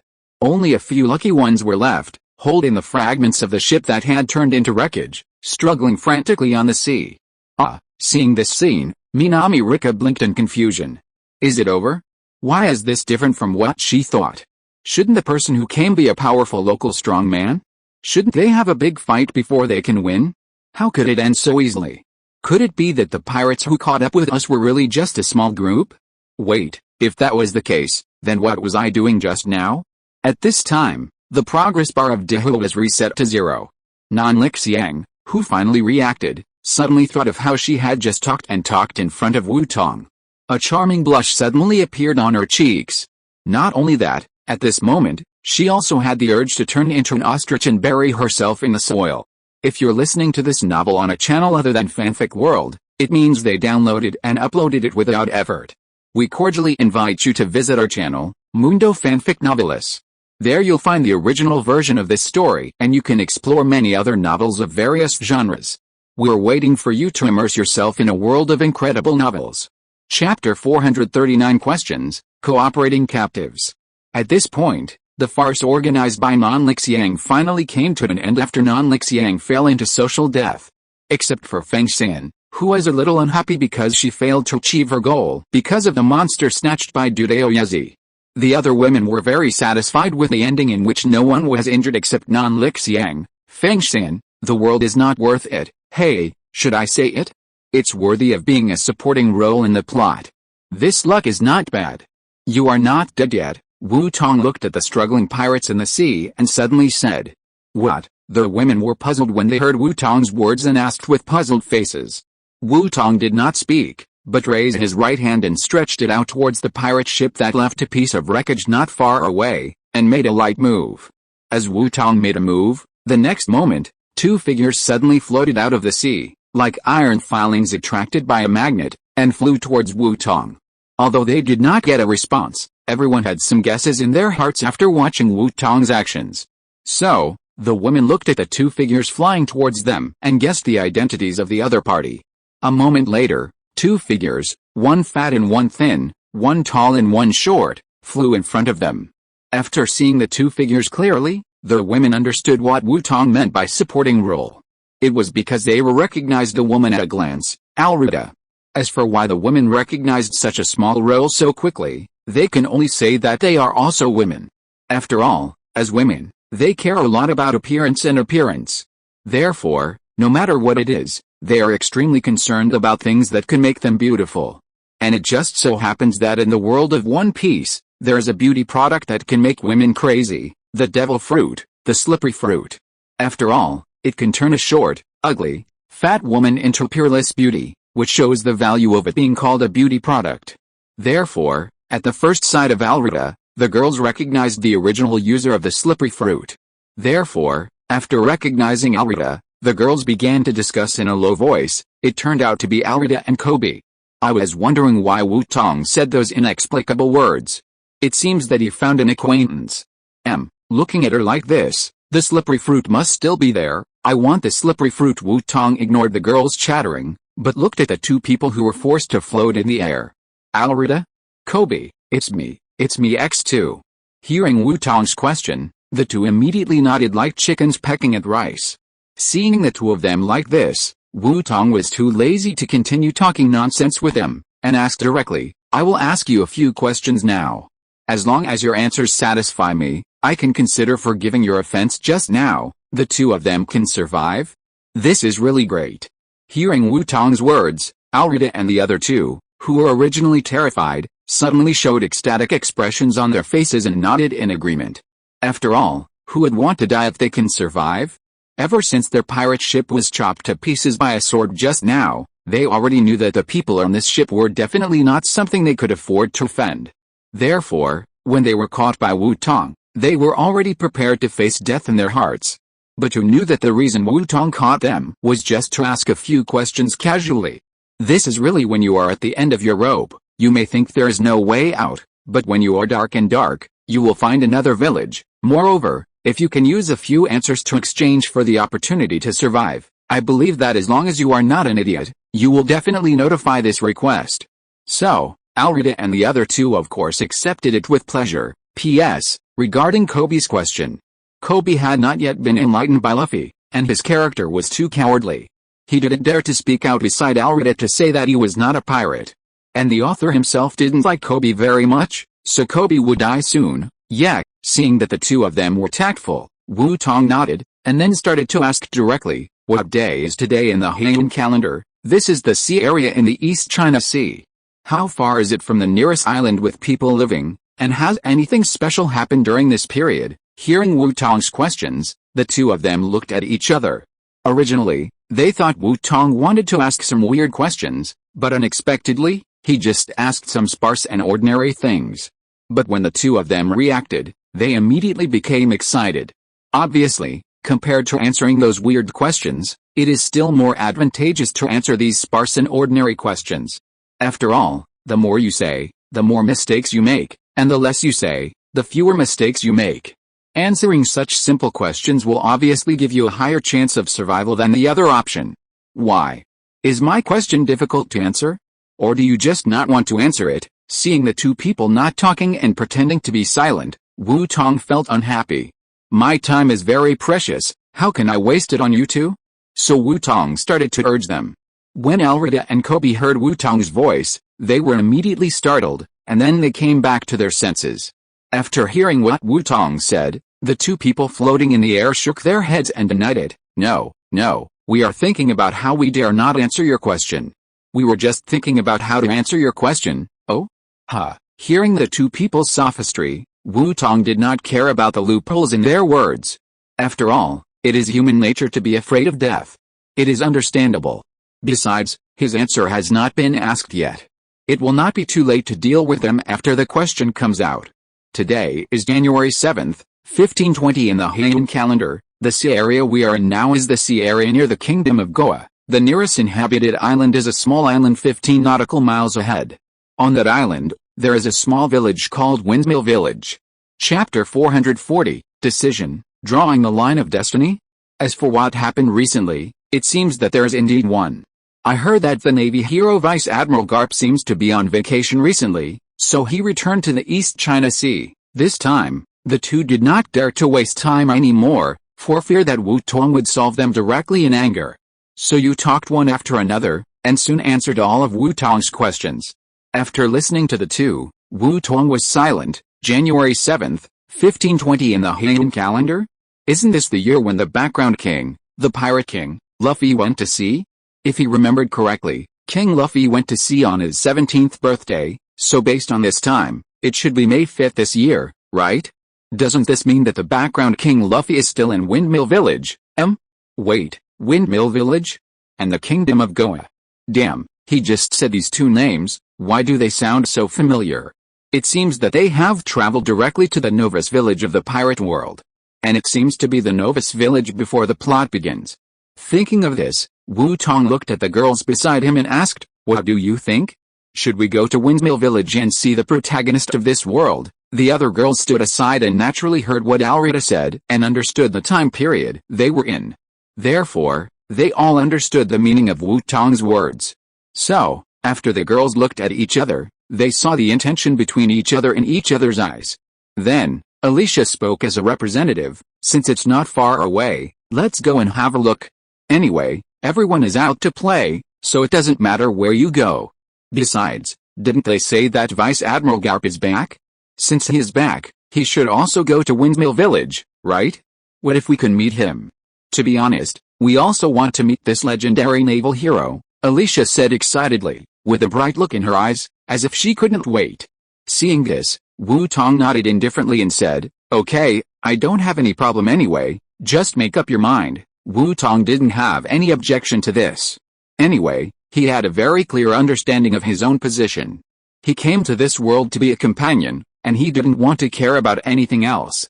After saying that, Wu Tong looked at Alrita, who was still tied in the air, and suddenly seemed to remember something, and then he made a move towards Alrita.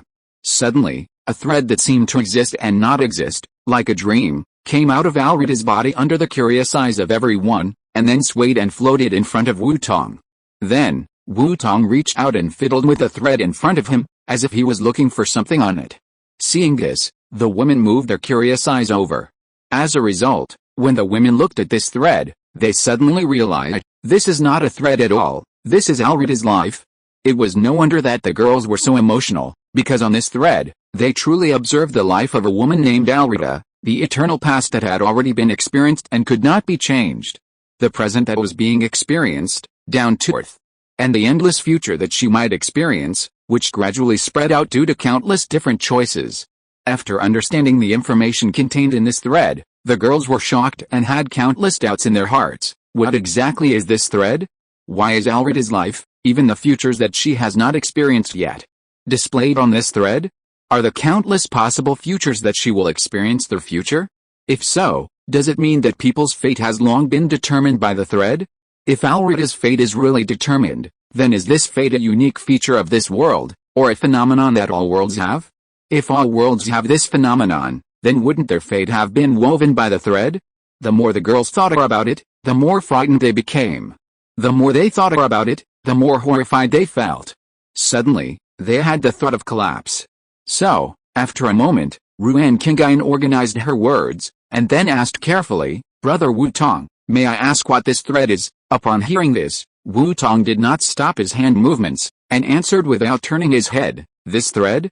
It is the thread of fate of Alrita, and it contains all the fate of her life." Hearing Wu Tong's words, everyone present was shocked. Yunying was so surprised that her mouth opened wide, and she shouted in a state of mental collapse, "The line of fate. It actually contains the line of a person's life destiny. Is everyone's destiny really fixed? Of course not. How is it possible? How can a person's destiny be predetermined? Fate is like a thread, it should be a rock. What determines a person's destiny is always the heart of the person, not the so-called destiny." Wu Tong shook his head at Yunying's surprise and doubt, and directly denied the saying that fate is eternal. As the saying goes, my destiny is determined by me, not by God. As a person who has seen the vastness of the heavens and the world, Wu Tong has never believed in any predetermined destiny. As long as you are strong enough, the so-called destiny is nothing more than a toy in your hand. Yunying heaved a sigh of relief when she heard Wu Tong's words, but she was still a little flustered when she looked at the thread in Wu Tong's hand. "But this thread, you mean this?" Wu Tong looked at the expressions of the crowd, then looked at the thread in his hand, and immediately understood their thoughts. He smiled and shook his head and said, "You misunderstood. This is just my ability. I created it based on some special powers.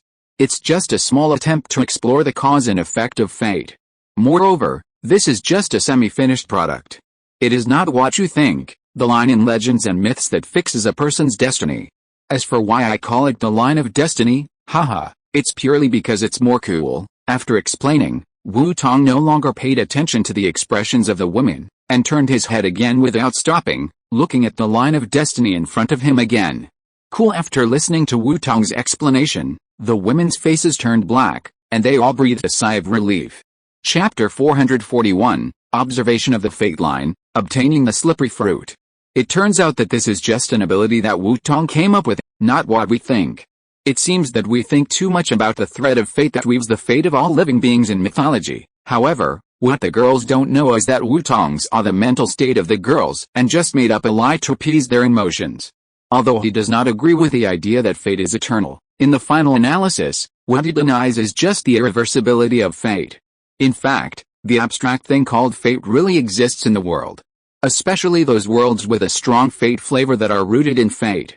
In the world of One Piece, all kinds of things such as 100 years of blank history, Joy Boy, the Sun God, the Liberated Warriors, One Piece, and the D-Clan are explaining to everyone that it is a world of fatalism. Therefore, the thread in Wu-Tong's hand is really the fate thread that he just pulled out of Alrida's body, which belongs to Alrida in this world.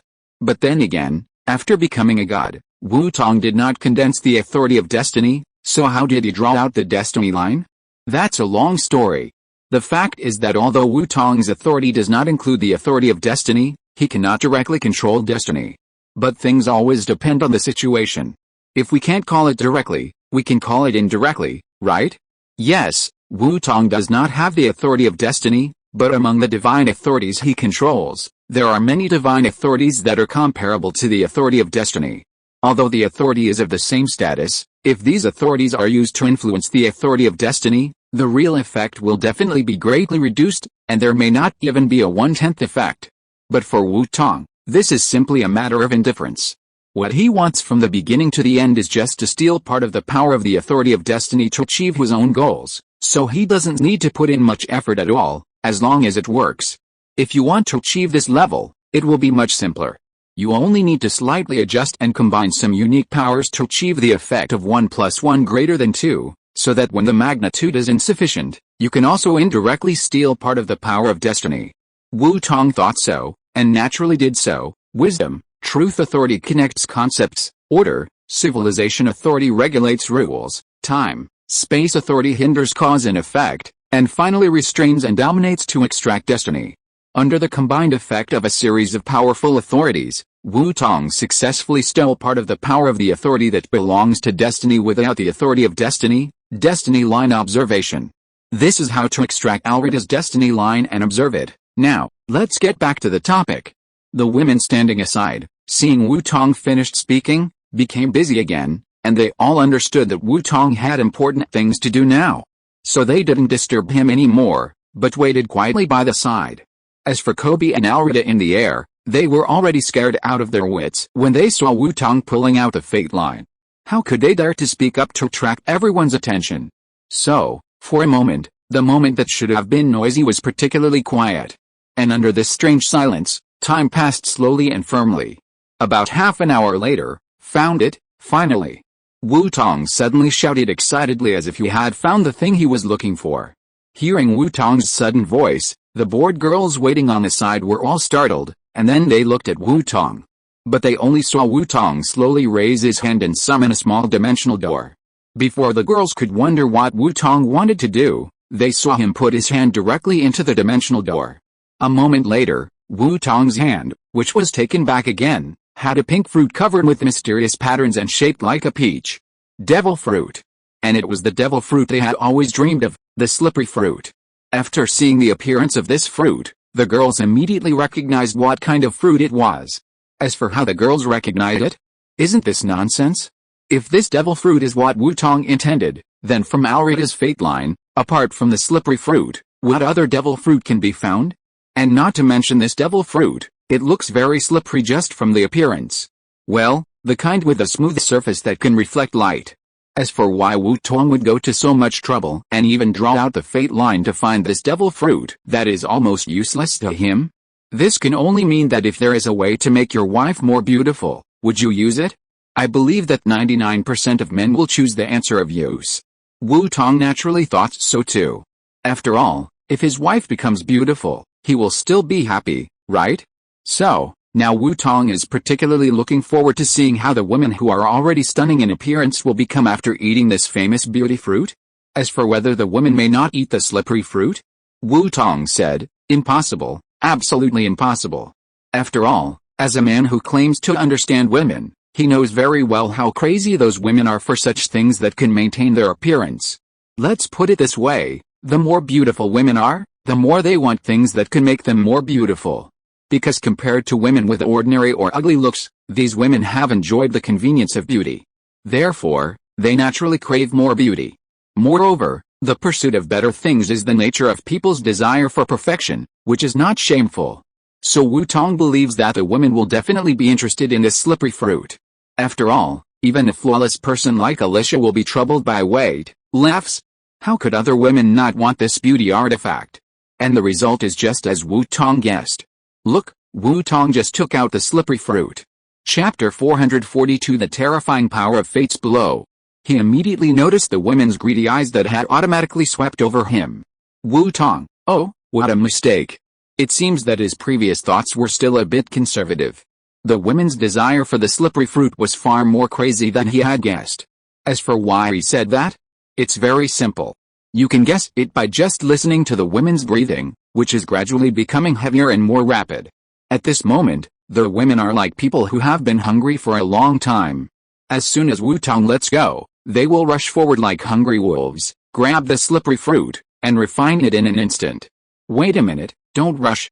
I will analyze and copy it later, and everyone will have it. Looking at the women's eyes, Wu Tong quickly put away the slippery fruit in his hand, and then comforted the women.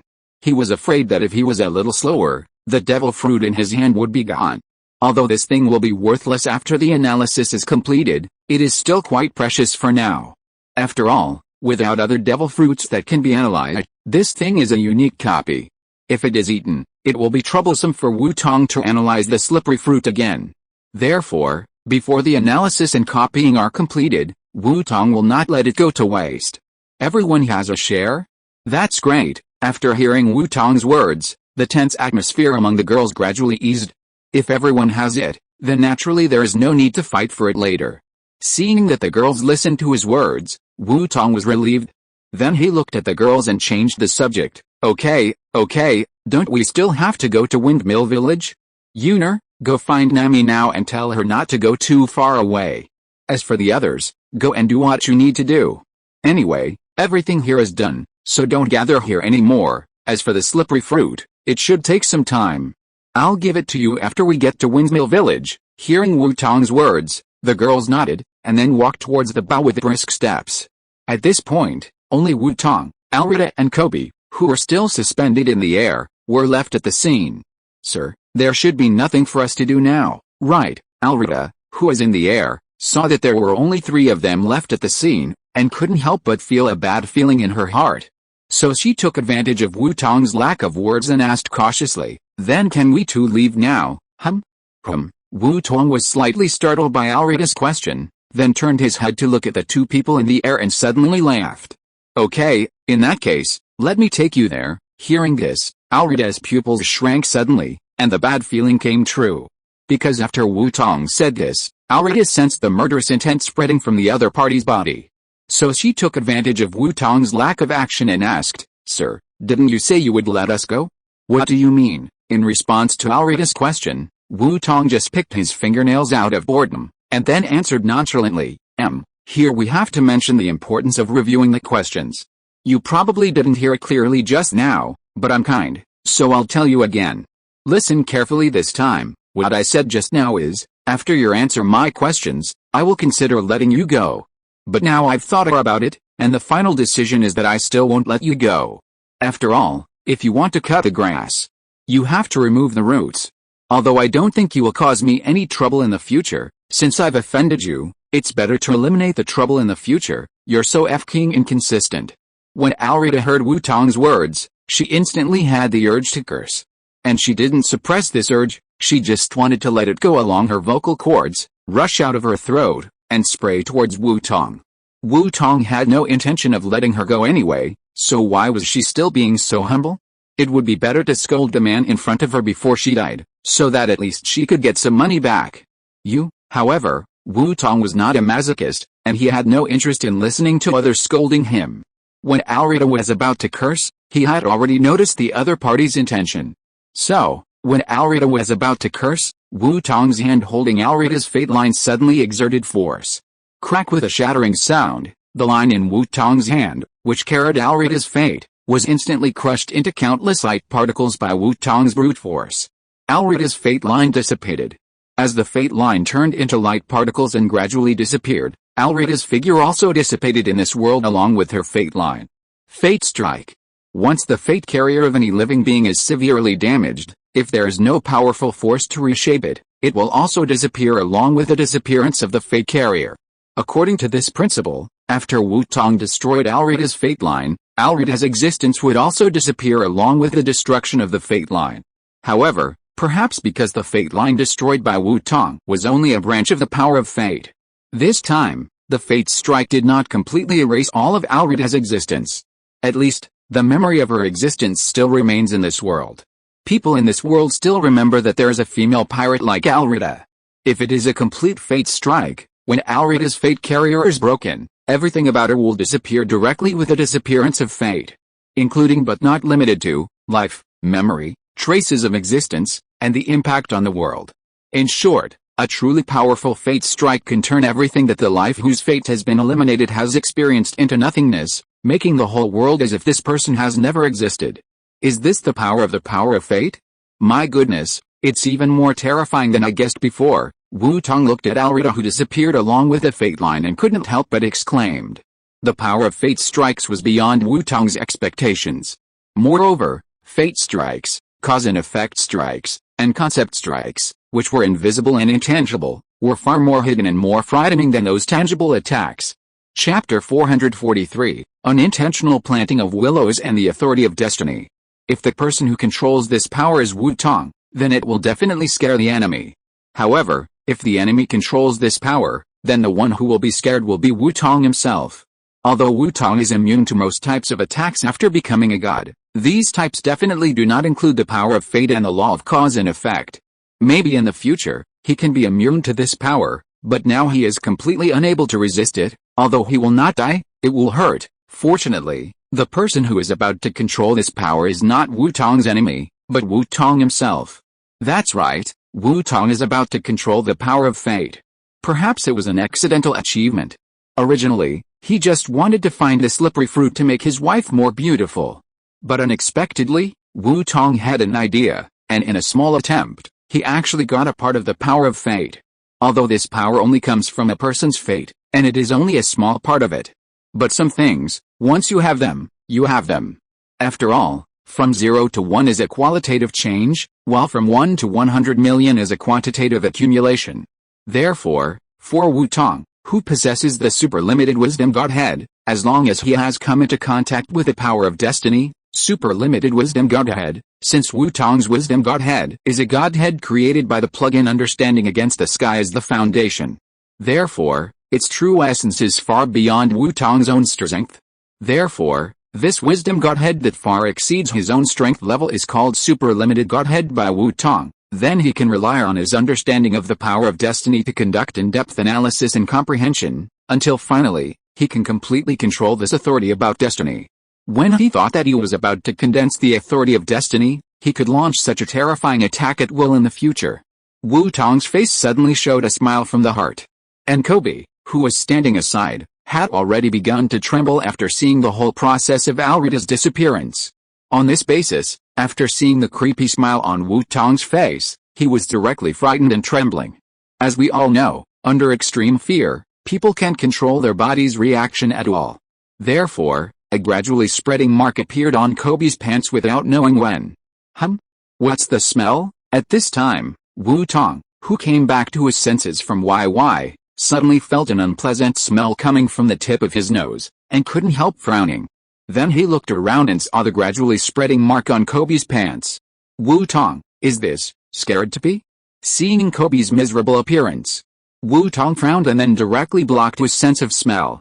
Then he controlled Kobe without saying a word, and after washing him in the seawater dozens of times, he suspended him in the air again. After doing everything, Wu Tong unlocked his blocked sense of smell. Feeling the air without the odor, Wu Tong, much more comfortable. Kobe, who was suspended in the air again, was washed by the seawater dozens of times, and inevitably had some seawater in his mouth. When he thought that the seawater might contain his urine, Kobe vomited directly in the air. However, the fear of Wu Tong and the desire to live made Kobe endure the discomfort even though he was extremely uncomfortable, and begged Wu Tong for mercy. Kobe vomited and begged Wu Tong for mercy. "Spare my life, sir. I am not Wu and I am not a pirate. I am a civilian who was captured by Wu. Please spare my life, sir." Wu Tong listened to Kobe's words, without any fluctuation in his eyes. Kobe was captured, he knew this a long time ago. But so what? Anyway, Wu Tong has never liked Kobe as a person. Apart from other things, just Kobe's performance in the war at the top made Wu Tong dislike him. The war at the top, what is that place? The battlefield where the pirates and the navy fought to the death. The two sides had almost fought to the point of life and death. But at that critical moment, what was Kobe doing? He actually wanted to be a deserter. When he thought of this, Wu Tong felt sick. Deserters are extremely shameful even in peacetime, let alone in war. You know, when two armies are fighting, if there are deserters on either side, it is possible that the morale of that side will be greatly reduced, and thus defeated. Therefore, if a deserter is found during a war, the first thing to do is to execute the deserter on the spot to correct military discipline. On this point, I stand with the Kanyu. In that case, the deserter really deserves to die. So, Kobe's desertion behavior, in such an important battlefield as the top war, is an unforgivable act, and it is not too much to die 100 times. Moreover, if Kobe only planned to be a deserter, that would be fine. After all, no matter what, it is understandable to behave irrationally when facing the fear of death. But what Wu Tong found most incomprehensible was, after returning to the battlefield, Kobe actually felt pity for the pirates who were his opponents, and even wanted to stop his own admiral, Kanyu, from killing the enemy. What does it mean that the navy felt pity for the pirates and stopped their own strong men from attacking the pirates? If you were a pirate, these behaviors would be nothing, but his identity as a navy is a big problem. In a small sense, it can be said that he is kind by nature and cannot stand killing, but in a big sense, Kobe is a pure fence-sitter, a shameful traitor to the camp. There is a saying that goes, if loyalty is not absolute, it is absolutely disloyalty, once unfaithful, lifelong use. Therefore, after seeing Kobe's various behaviors, Wu Tong has long understood that Kobe is just a fence-sitter with an unsteady position and belief. Therefore, Wu Tong never liked this guy, Kobe. Therefore, at this moment, he would not let Kobe go just because he begged for mercy. After vomiting in the air for a while, Kobe recovered and saw that Wu Tong did not attack him, thinking that Wu Tong was going to let him go. When he was about to smile after surviving a disaster, Wu Tong's next words made him freeze in place. Chapter 444, A Thief is a Thief. So what? So what? Hearing this, Kobe felt a chill that swept through his whole body, even from the outside to the inside, gradually spreading into his soul.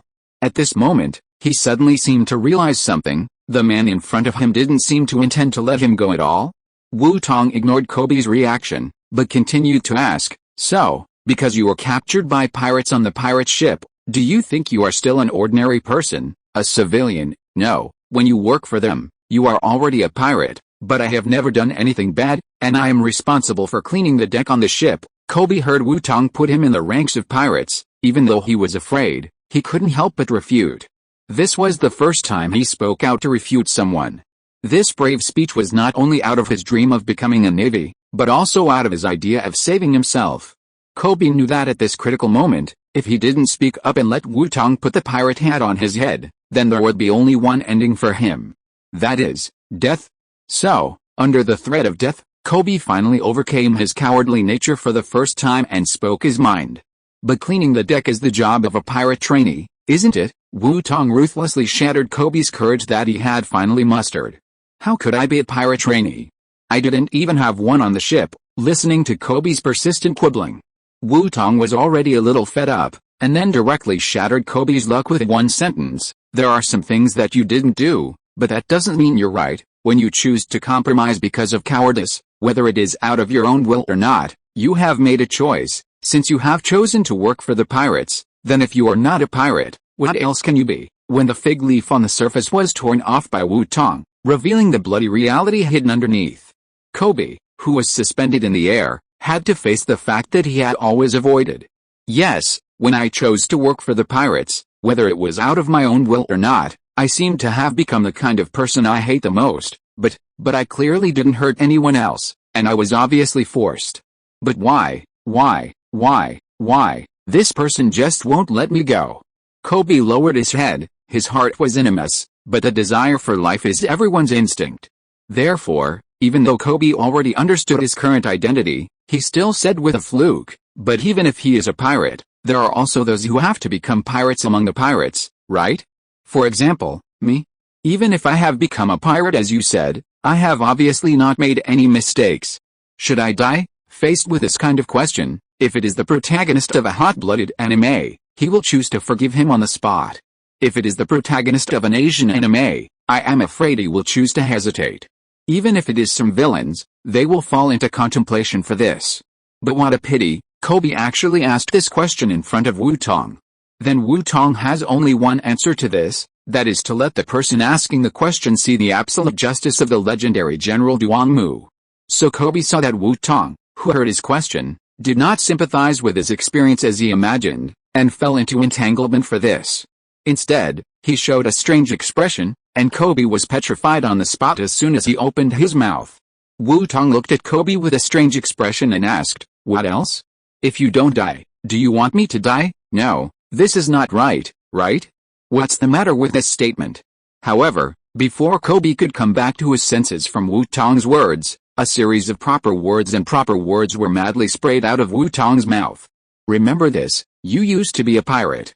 As long as you are a pirate for one day, you will be a pirate for the rest of your life. It is easy to change a country, but it is difficult to change one's nature. A rotten orange is a rotten orange. No matter how you disguise yourself, you can't become an ordinary person. Want to turn over a new leaf? I can only give you one answer, that is, dreaming. Kobe listened to this series of proper words, and suddenly seemed to be petrified, and stood there. Aren't you a good person? A good person saying such words, you think it's a bit too extreme, right? This time, Kobe just uttered a syllable, and was immediately interrupted by Wu Tong. "Shut up, pirates are pirates. I'm too lazy to continue talking nonsense with you, you don't deserve to listen." After that, Wu Tong no longer paid attention to Kobe's dying struggle, and chose to take action directly. But you can rest assured, out of humanitarian concern, I will act quickly, and there will be absolutely no pain, you will die peacefully. After that, Wu Tong put his two fingers together to make a sword finger, and pointed at Kobe who was still in the air, and casually drew it. Wow, there is a saying that goes, sword energy spans 30,000 miles, and a sword light chills 14 continents. As Wu Tong made his move, the next moment, a bright and sharp, vast and magnificent, and the crescent moon sword energy that covered the sky and the sun appeared out of thin air in front of Wu Tong. At the same time, carrying an incomparable, magnificent momentum that could cut gold and break jade, it flew towards Kobe. "No, I don't want to." Kobe looked at the huge sword energy rushing towards him, and the fear in his heart was like a flood that quickly crossed the dam and drowned his soul. So, driven by the desire to survive, Kobe struggled frantically in midair, trying his best to avoid this attack. But let's not talk about whether he has the ability to break free from Wu Tong's restraints. Even if he can break free from the restraints, I'm afraid he can't avoid it with the extreme speed of this sword energy. Look, in just a moment, the sword energy came in front of Kobe. Before it fell on Kobe, the extreme sharp energy carried by the attack had already easily torn Kobe's body in half. When the sword energy came to Kobe's position, the countless sword intentions surrounding the sword energy easily wiped out Kobe, who was torn in half, into countless blood mist. Chapter 445, solved, but too much force. Finally, the future naval colonel, the future disciple of the naval hero, the young generation of naval prodigy, Kobe. Before he began to rise, he fell. He turned into a handful of dust between heaven and earth and dissipated. And the sword energy emitted by Wu Tong, after wiping out Kobe, did not disappear, but continued to rush towards the distant sea. Wherever the sword energy passed, the whole world and even the whole world began to tremble. Just because wherever the sword energy passed, whether it was air, dust, or ocean, sky, even space, light, everything, was easily divided into two parts by this attack that seemed to be the ultimate sword. Even if the world itself has a strong ability to self-regulate. However, under the influence of the sword intent left by the sword energy, even if the world wanted to work hard to recover, those cracks still could not be restored for a long time. Wu Tong looked at the thick clouds above the sky, the exposed riverbed on the seabed, and the space wiped out in the air. It looked shabby, as if the whole world was split in half by the sword energy. With one sword strike, The world was split in half. After doing everything, Wu Tong looked at the broken world with some surprise, as if he didn't expect that his attack would cause such a scene. It seems that I used too much force. Let's fix it, so as not to cause unnecessary trouble. Looking at this scene, Wu Tong was silent for a while, and then he waved his hand at the world in front of him. In an instant, countless divine rays were all swayed in Wu Tong's action, and the turmoil in the world caused by the sword was also smoothed out by the endless divine light. The sea, sky, clouds, and space that were split by the sword were instantly smoothed and repaired by the endless divine light, and finally everything was calmed down. Done. I was a little impulsive just now. It seems that I need to think more before I act next time. I can't do this again next time. After repairing the disaster caused by his attack, Wu Tong sighed and quietly reviewed himself. You know, although he can easily destroy this world, after all, this is a world. How can it be wasted so easily? In a world, there are many resources that can be obtained. Living beings can serve as labor, literally, practice resources, providers of faith power, and fuel, synaptic condensers. Resources, meat of sea kings, shells of sky islands, pure gold, devil fruits, can provide logistical support for the development of forces. The practice system, kendo, physical skills, science, can quickly cultivate strong people for one's own forces. The resources of just one world can greatly improve the overall strength of Wu Tong's forces. If this is directly destroyed, it would be such a waste. And when Wu Tong was reviewing, he suddenly realized that something was wrong. He thought again, no, it seems that this can't be entirely blamed on him, right? After all, no matter who sees someone they hate, they will be unable to resist, right? And Wu Tong just couldn't help it for a moment, and used a little force, which seems to be excusable, right? Even if we really want to find someone responsible, the person he hates is also responsible, right? If the person he hates didn't appear in front of him, he wouldn't have made such an impulsive move, right? After thinking about it, Wu Tong finally came to a conclusion. He was wrong, but not much. After reaching this conclusion, Wu Tong's guilt for almost destroying the world by mistake dissipated by about 90%. Haha, if you think about it this way, it's much more comfortable. Thinking of this, Wu Tong laughed, then looked at the dark sky, stretched his body, which was already a little stiff because of standing for a long time, and muttered to himself, okay, now everything is done. In this case, it's time to rest. After all, it's getting late at night. After that, Wu Tong stepped into the cabin. As for Wu Tong's arrival in this world, he didn't clean up his room at all, so where should he sleep? It's funny, he is a man with more than 20 wives, does he still need to sleep by himself? Wouldn't it be nice to go directly to his wife's room to rest? Here, Wu Tong planned to rest. But the huge movement caused by his sword energy just now made the top combat forces in this world look at him sideways. The first half of the Grand Line. In a certain sea area, Hawkeye, who was bored, took the black knife knight as a paddle, drifted around, and prepared to fish for law enforcement, referring to whoever saw him paddling with the black knife knight, he would kill him. Just after swinging a slash, a pirate ship not far away was easily cut in half. Looking at the pirate who survived in the water, Hawkeye was about to swing his knife again to kill him. As a result, at this moment, he seemed to feel something, turned his head suddenly, and looked straight at the direction of the East China Sea with a pair of sharp eyes like an eagle. At the same time, he couldn't help but murmured, is it possible to be easily transmitted here even at such a long distance? How powerful is this sword intent? Haha, I originally thought that I had reached the end of the sword path. Now it seems that I am really sitting in a well and looking at the sky. That direction is the East China Sea. I didn't expect that the East China Sea, which has always been called the weakest sea in the world, would actually have such a terrifying sword master. Shouldn't it be said that only the East China Sea, where the pirate king was born, can breed such a monster? Feeling the sword intent coming from afar that seemed to cut off the sky and the earth, Hawkeye's eyes flashed with a fiery color. As the saying goes, if you hear the truth in the morning, you can die in the evening. If you can fight with such a powerful swordsman, maybe you can find the way forward. Even if Hawkeye has judged through this sword energy that he is almost impossible to be the opponent of this unknown swordsman. But some things are far more important than human life. That is the way in the heart. And Hawkeye, as the strongest swordsman, is naturally the one with the deepest obsession in the way of swordsmanship. This kind of person's desire for the way and the way forward is far beyond that of ordinary swordsmen. If you're listening to this novel on a channel other than Fanfic World, it means they downloaded and uploaded it without effort. We cordially invite you to visit our channel, Mundo Fanfic Novelis. There you'll find the original version of this story and you can explore many other novels of various genres. We're waiting for you to immerse yourself in a world of incredible novels. Chapter 446, Subsequent Turmoil, Actions of Various Forces. Therefore, as long as there is a possibility, they will not give up. East China Sea, here I come. Looking at the sea in the distance, Hawkeye's heart also boomed a fanatical desire to fight. Afterwards, Hawkeye no longer had the heart to play with the pirates, and directly turned around and rowed his boat towards the East China Sea. Navy headquarters. In the marshal's office, Sengoku was sitting in front of the documents, reviewing the official business of the Navy marshal. Suddenly, an extremely sharp sword energy rushed straight into the sky, causing Sengoku, who was immersed in official business, to raise his head and look sideways. Is this sword energy? Such a powerful sword energy. How is this possible? After seeing the appearance of this attack clearly, Sengoku was shocked.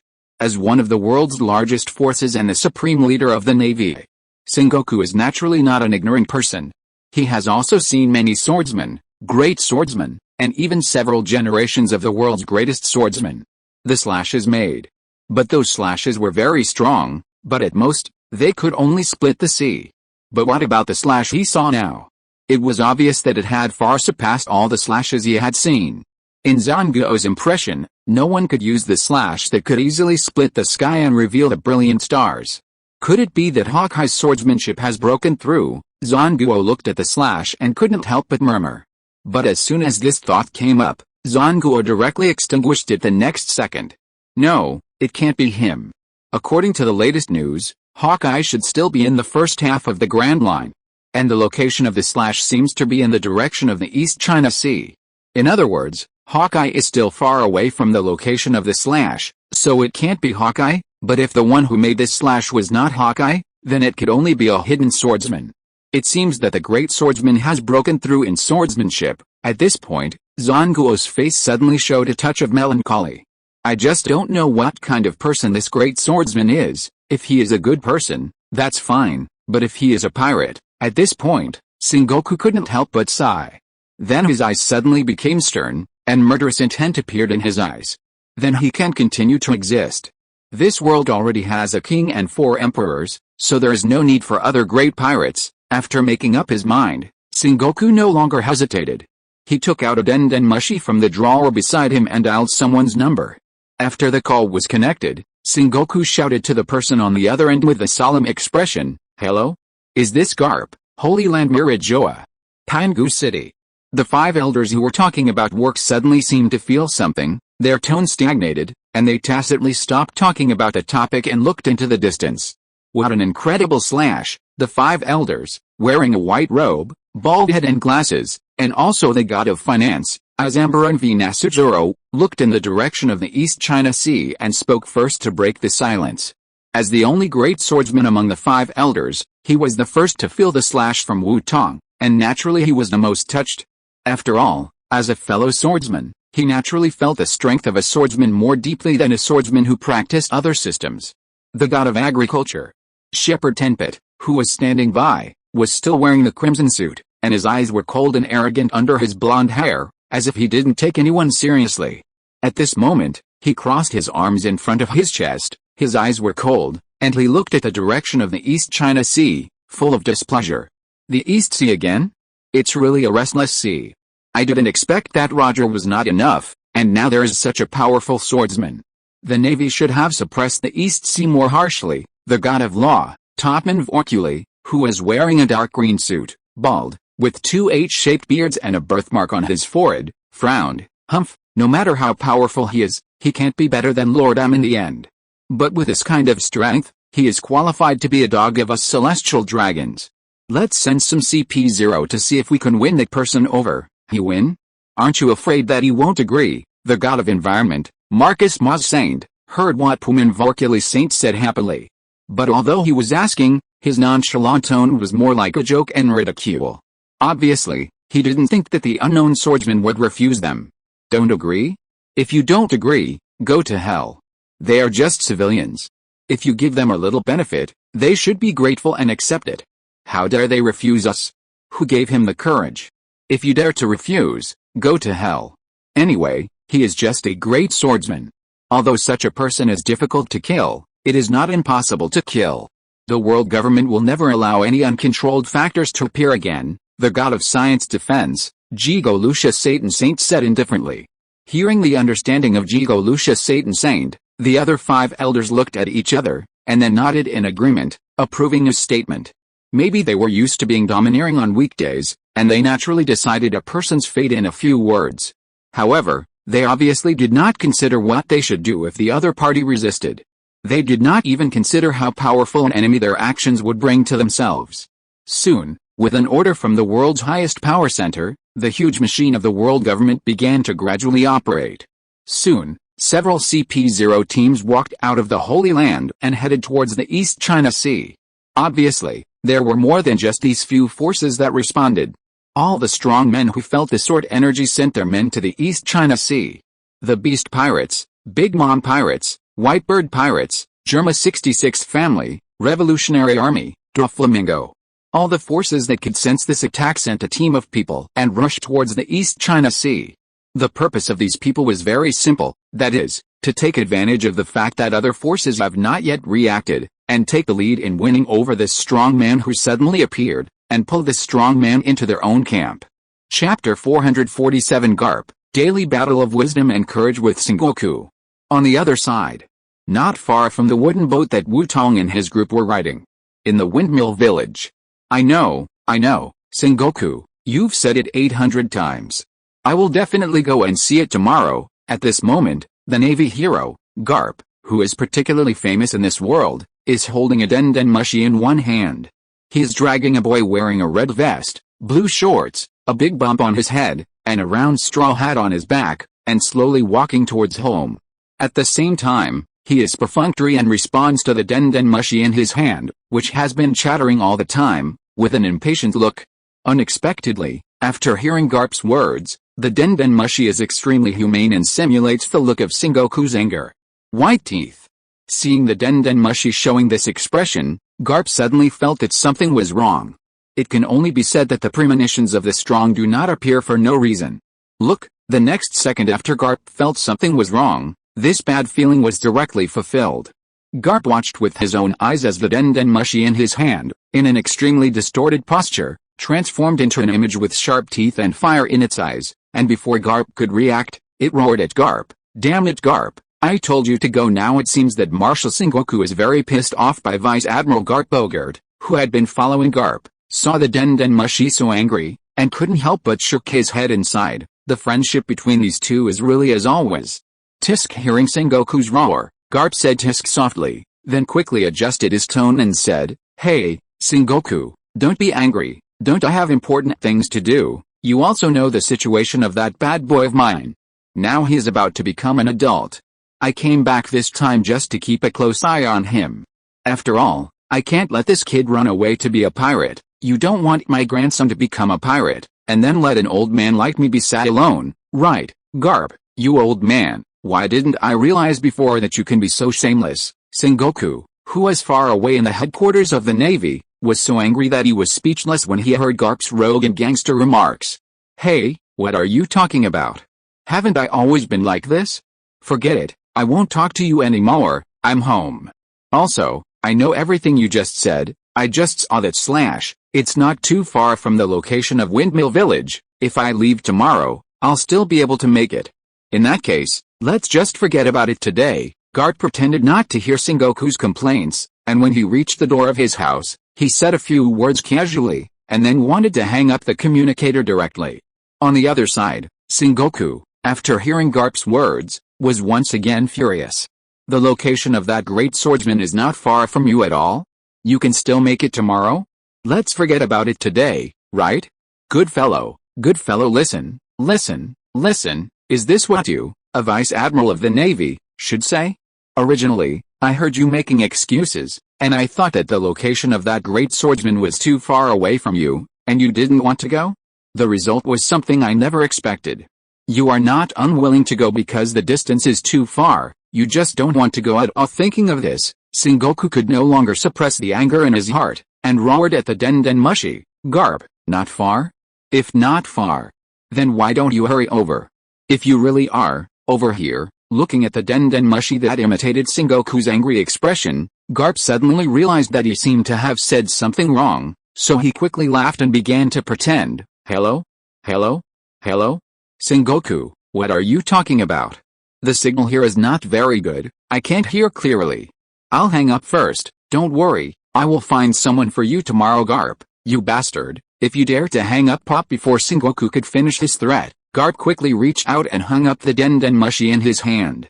Luckily, I hung up in time, otherwise, I would have to listen to a lot of sermons. After doing all this, Garp looked at the limp Den Mushi in his hand and let out a sigh of relief. There was nothing he could do.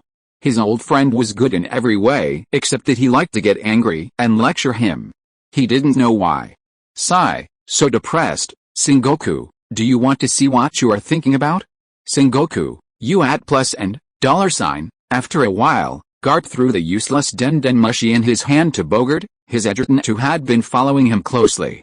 Bogart, who had been Garp's deputy general for so many years, had long been accustomed to Garp's unreliable behavior.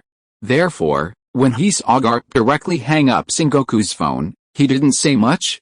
He just silently reached out and took the Den Mushi thrown by Garp. Afterwards, Bogart was silent for a while, brewing his words, and then he said to Garp, Vice Admiral Garp, Marshal Sengoku is urging this matter so urgently. What if it is really important? And the distance is not far, otherwise, let me go over and take a look. However, when Garp heard this, he turned his head and glanced at Bogart. Just this one glance immediately let Garp see what his adjutant was planning. So without saying anything, Garp rolled his eyes at Bogart. You have been following me for such a long time, when did you learn the speaking style of those politicians? There are only a few of us here, why are you pretending to be with me? If you want to fight with that great swordsman, can't you just tell me directly? Why do you need to make up all these excuses? You really have a keen eye for the torch, I hid it so well, but you saw it all. Hearing Garp's blunt words, Bogart also understood that it seemed that his plan should have been seen by Garp. Thinking of this, Bogart's face, which was shrouded by the shadow of his hat, suddenly showed an embarrassed look. You know, he is not only Garp's adjutant, but also one of the best swordsmen in the Navy. As a fellow swordsman, when he saw that someone could actually cut out that terrifying sword energy, his heart immediately became restless, and he couldn't help it and wanted to see the swordsman's methods. But Bogart probably didn't expect it. Chapter 448 Discovery, The People Who Are Coming. He had just proposed to use public power for personal gain for the first time in his career, but Cap saw through it immediately. Not only was it seen, but it was also directly said, which immediately made Bogart a little embarrassed. Ha, stop flattering me, this is not allowed here. However, after so many years, I finally saw a second expression on your face. I thought you were a face deaf. Now it seems that you are not a face deaf, but more like a sultry person. Ha. Cap looked at the embarrassment on Bogart's face and immediately understood that Bogart felt embarrassed after being exposed by him. So Cap was immediately very happy. It was the first time he saw such an expression on the face of his adjutant. Shouldn't he laugh at it? Sultry? When Bogart heard Cap's words, the brows hidden in the shadows suddenly had blue veins jumping, and even his hand hanging by his side couldn't help but touch the handle of the knife at his waist. Looking at this posture, Bogart's anger can be imagined. If he didn't know that he couldn't beat Garp, he would have taken action directly. However, Garp didn't care about Bogart's actions, but continued to laugh at the side. Ha, cough. After a while, seeing Bogart's increasingly dark face, Garp coughed and gradually stopped laughing. Garp stopped, calmed down a little, and then looked at Bogart with a serious expression and said, Do you really want to go? You know, we can't judge the other party's position now. Bogart heard that Garp finally returned to the topic, and hurriedly adjusted his mood, then nodded seriously and said, Well, Vice Admiral Garp, please understand me. As a swordsman, if I don't fight with this person, I will regret it in the future. Moreover, I feel that the opportunity that can make me go further may be on this person. Hearing this, Garp looked at Bogart's serious expression and knew that he would not change his decision. So Garp sighed softly and said, Oh, okay, I really don't understand you guys who practice swordsmanship. You've damaged your brains by practicing swordsmanship. That person is so strong. What if he is not a good person? What if the other party is really not a good person? I will fight to the death and defend justice to the death. Bogart heard Garp's analogy and answered directly and decisively. As a Navy, Bogart has never lacked the courage to fight bloody battles and die for the justice in his heart. Although, under Garp's influence, he has no hostility towards those pirates who are more like adventurers than pirates, but when facing real bad guys, he will not have the slightest idea of retreating. After all, this is the belief that he has always adhered to as a Navy. Hearing this, Garp sighed. It is a good thing to die for justice, but it is better not to get into trouble. After coming back to his senses, Garp looked at Bogart's eyes and said helplessly, "Okay, since you're so determined to go, then go. Let me see where the other party is now." "Okay." Bogart looked at Garp and stopped talking halfway. He frowned and asked nervously, "What's wrong? What happened?" Vice Admiral Garp, Windmill Village, the hometown of this naval hero, is also a place that everyone in the Navy yearns for. Here, the climate is mild, the scenery is beautiful, the environment is comfortable, and the people are simple. It is an island like a paradise. Every time they see the residents on this island living happily and contentedly, almost all the Navy who have seen Windmill Village will feel a sense of happiness and satisfaction from the heart. After all, their Navy works hard and conscientiously to maintain the peace of the ocean. What is it for? Isn't it to allow civilians to live freely and happily? The residents of Windmill Village, the environment they live in, just proves that their Navy's efforts are not in vain.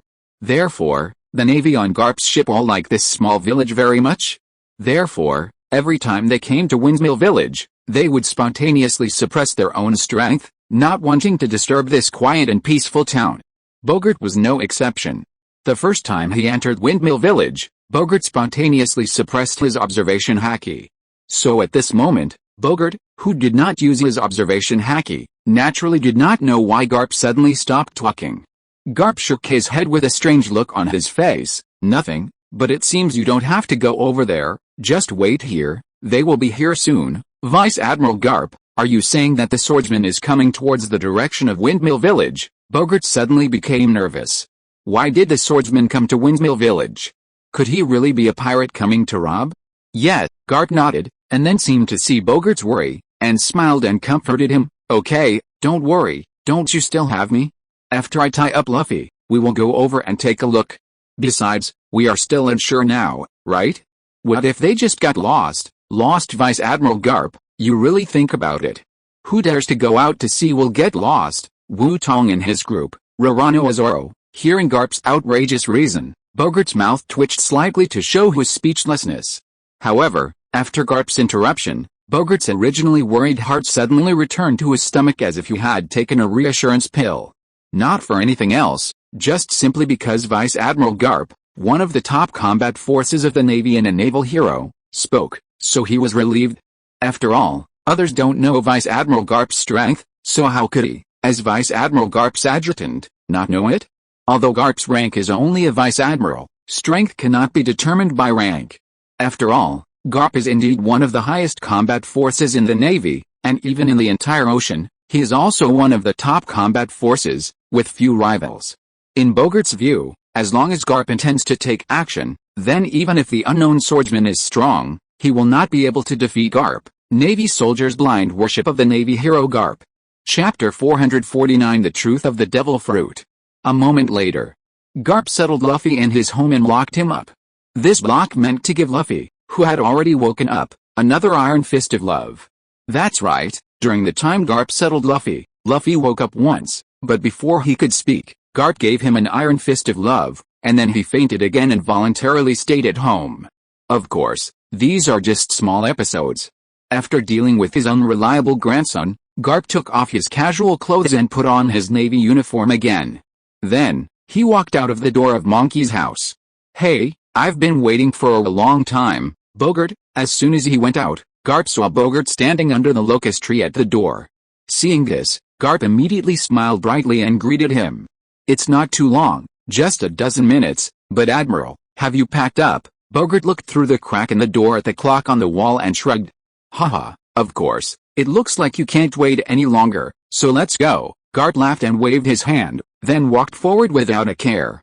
Seeing this, Bogart hurriedly followed him, and the two walked side by side, heading out of the village together. On the boat, Nami looked at the windmill village, which was already within reach. She immediately opened the Soul Network system and skillfully found a chat group called Pirate World Tour Group. After clicking it, she began to edit the message. Nami, Wu Tong, sisters, we have arrived at the windmill village. Hurry up and gather at the bow at all members. Busujima Yezi, got it. Miracle Shizuka, have you arrived yet? So soon?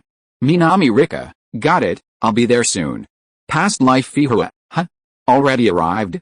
That's great, Miss Alicia will be here soon. As soon as Nami's message was edited and sent out, everyone in the tour group immediately had their eyes sparkling and responded one after another. Of course, they were so excited not entirely because they were about to arrive at Windmill Village.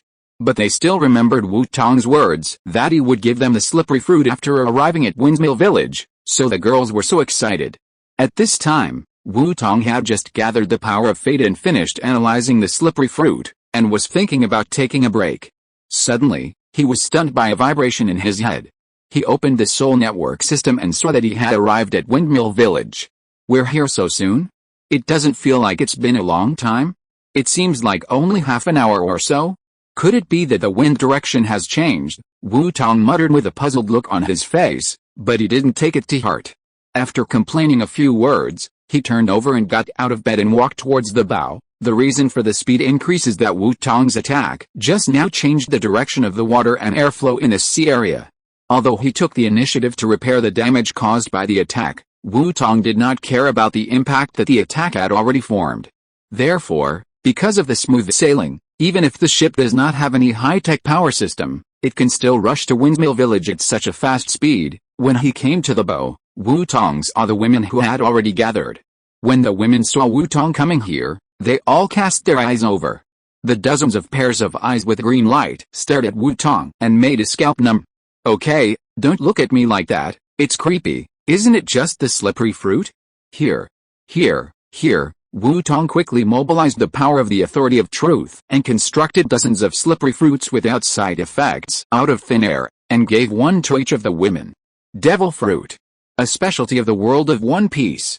Anyone who has eaten this fruit will awaken a superpower on their own. And the superpower is not like the superpower that is actually only a lighter.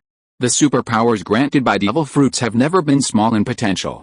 Even after deep development, there are not a few devil fruits that can reach the level of destroying the world. Therefore, this kind of devil fruit that can give people unique abilities is called a secret treasure of the sea by people in this world and is pursued by the world. However, although the ability is strong, it is not without side effects. The side effect of eating a devil fruit is that you will never be able to go to the sea for the rest of your life. No matter how good your water skills are before eating the devil fruit, once you eat the devil fruit, you will become a landlubber who can't swim. Moreover, each devil fruit can only have one eater.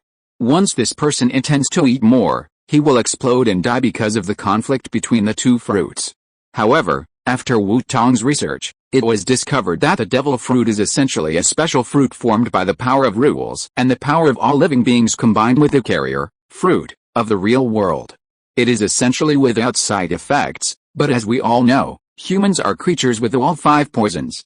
Because of the greed, jealousy, and resentment in people's hearts, this leads to various side effects of the devil fruit. However, these side effects are not a problem for Wu Tong. In the final analysis, they are just negative emotions of human beings. Just extract them directly. After the side effects are solved, the next problem is replication, but this problem is not a problem. Devil fruits can be replicated through scientific means. Regarding this, Vegapunk, the great scientist in the pirate world who is said to be 500 years ahead of human technology, has proved this point. He once created an artificial devil fruit that is almost the same as the real mythical beast species, fish fruit, blue dragon form devil fruit except for the color. Although this devil fruit was eaten by some scum later, it did not hide the success of this devil fruit. And since Vegapunk can do it, copy the devil fruit. For Wu Tong, this is even simpler. Just a simple scan, all the information of the slippery fruit was stored in the Wisdom God database by Wu Tong. Then, it is directly copied in batches through data. So far, the devil fruit, the slippery fruit, which has no side effects and can be mass-produced, was born in such a grand manner. After the girls got the slippery fruits, they withdrew their gazes contentedly and shifted all their attention to the slippery fruits in their hands. Chapter 450 Live Broadcast, Misunderstandings. On the other side, Wu Tong was relieved when he saw the women looking away. This time, he finally saw with his own eyes how crazy women were for beauty. The women's eyes were so scary just now. They were green, just like a wolf that had been hungry for many days and suddenly saw a piece of meat. To be honest, Wu Tong was a little doubtful. If he didn't take out the slippery fruit, would he be torn to pieces by the women? Fortunately, it was not difficult for him to analyze and copy a slippery fruit. After dealing with the women, Wu Tong slowly stepped over the women who were rejoicing and came to the bow. Hufang's village is really a good place. Wu Tong stood at the bow, took a deep breath of fresh air, and then looked at the quiet and peaceful village in the distance, and couldn't help but sigh softly. In this chaotic world where pirates are prevalent, it is really not easy to maintain such a simple pastoral scenery. Is that Garp? And that person seems to be Garp's adjutant. Well, if I remember correctly, it should be Bogart, right? Just as Wu Tong was admiring the scenery, he glanced at two familiar figures who were walking towards this side in a hurry. After seeing these two figures, Wu Tong recognized the true identity of the two people at a glance. Who else could it be but Garp, the patron saint of Windmill Village, one of the strongest forces on the sea, the naval hero, and his adjutant? I didn't expect that what Alicia said would come true. Garp's prophecy. The Gout's prophecy refers to what Alicia said in the previous chapters. Garp might be in Windmill Village, although it is indeed a bit of a coincidence, but I can meet Garp on the first day I come here. This luck is also unique, right? How about starting a live broadcast? Wu Tong looked at Garp walking towards this side, and suddenly the idea of starting a live broadcast at this time emerged in his mind. It is better to act than to be moved. Wu Tong is not a person who likes to procrastinate.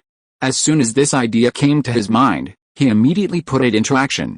His mind sank directly into the chat group and opened the group live broadcast. Group reminder, Group Administrator Seeker has opened the group live broadcast. Let's all come and have a look. As a reminder sounded, the next moment, Group Owner Dragon King Spraying Water joined the live broadcast room. Group Member Fenton Yi joined the live broadcast room. Group Member Dr. Oak joined the live broadcast room. Group Member Earth Consciousness joined the live broadcast room. More than a dozen voices joining the chat group also sounded. Hey, everyone, good evening. Wu Tong looked at the group members pouring into the live broadcast room, waved and said hello. In the live broadcast room, Huashan Gentleman Sword, good evening, Wu Tong, but are you on the sea, Dr. Oak? It's really a nice scenery. I haven't seen the ocean for a long time. Dragon King Spraying Water, That person Garp. What card is actually Garp, Brother Tong? When did you go to the pirate world? Wu Tong looked at Zhang Chulin's barrage and chuckled. I just arrived today. When I was chatting with you just now, I had already arrived in this world. I see, but why did you suddenly think of coming to the pirate world? As far as I know, haven't you been playing badly during this period? Wu Tong smiled bitterly. Guruli, this guy really talked about everything. I played badly too much during this period, and was dragged out by someone. Before Wu Tong finished speaking, Guruli laughed at him, but there's nothing wrong with coming out for a stroll. At least the quality of life is still the same as before. Listening to Guruli's ridicule, Wu Tong ignored it, but continued to talk while twisting the camera to pull the figures of the girls into it. Dragon King sprays water, Dragon King sprays water. My Alicia, don't bully the poor youngsters. I originally thought that you were being forced to do hard labor after hearing what you said, and I was planning to comfort you. Don't bully the poor youngsters. I didn't expect that you were traveling with your harem. Don't bully the poor youngsters. Now I think that maybe I need comfort more. King Xianji, wait, what are they holding in their hands? Dragon King sprays water, what are they holding? Isn't it just a devil fruit? Wait, that shape, that color, could it be a slippery fruit? Photographer, Lazy Angel, Red Kite Immortal. Guruli's words immediately made all the girls in the chat group turn their attention to the slippery fruit in the hands of the girls. Slippery fruit. A beauty product. As long as you are a woman, who doesn't want it? Photographer, Wu Tong, King of Heaven. Wu Tong, can you give me a slippery fruit to study? Dragon King spraying water. Brother Tong, I was a little too proud just now, please don't mind. Buyao Bilion, hey, Hey, group leader, take a break. You are the group leader, Dragon King spraying water. What's wrong with a group leader? Aren't you still a woman? Photographer, that's right, Zhang Chulin, you don't understand the importance of the slippery fruit to women. Just as a group of people were joking, Garp and the others were gradually approaching Wu Tong's ship. As Garp got closer and closer to the ancient wooden ship, Garp's face, which was originally a little excited, gradually became gloomy. That swordsman on such a luxurious ship, could he be a guest of that noble? When he thought of this possibility, Garp's face suddenly became ugly. After all, the Navy is one of the strongest forces in the entire ocean, so the Navy's intelligence department is naturally not weak. Therefore, Garp thought he knew all the ways of doing things of those nobles. In short, nobles are creatures. 99 out of 100 nobles should be killed, and the remaining one should be cut into pieces. Therefore, Garp has always been polite to those nobles and stayed as far away from them as possible. As a result, he did not expect that the swordsman that Sengoku asked him to win over might actually be a lackey of the nobles. When he thought of this, Garp's mood suddenly became a little bad. End of this chapter. Thank you very much for reaching the end. Don't forget to like. Looking for more exclusive content and immediate access? Subscribe to our Patreon. Remember, every like, subscription, or donation encourages us to continue. Thanks to everyone, see you in the next video.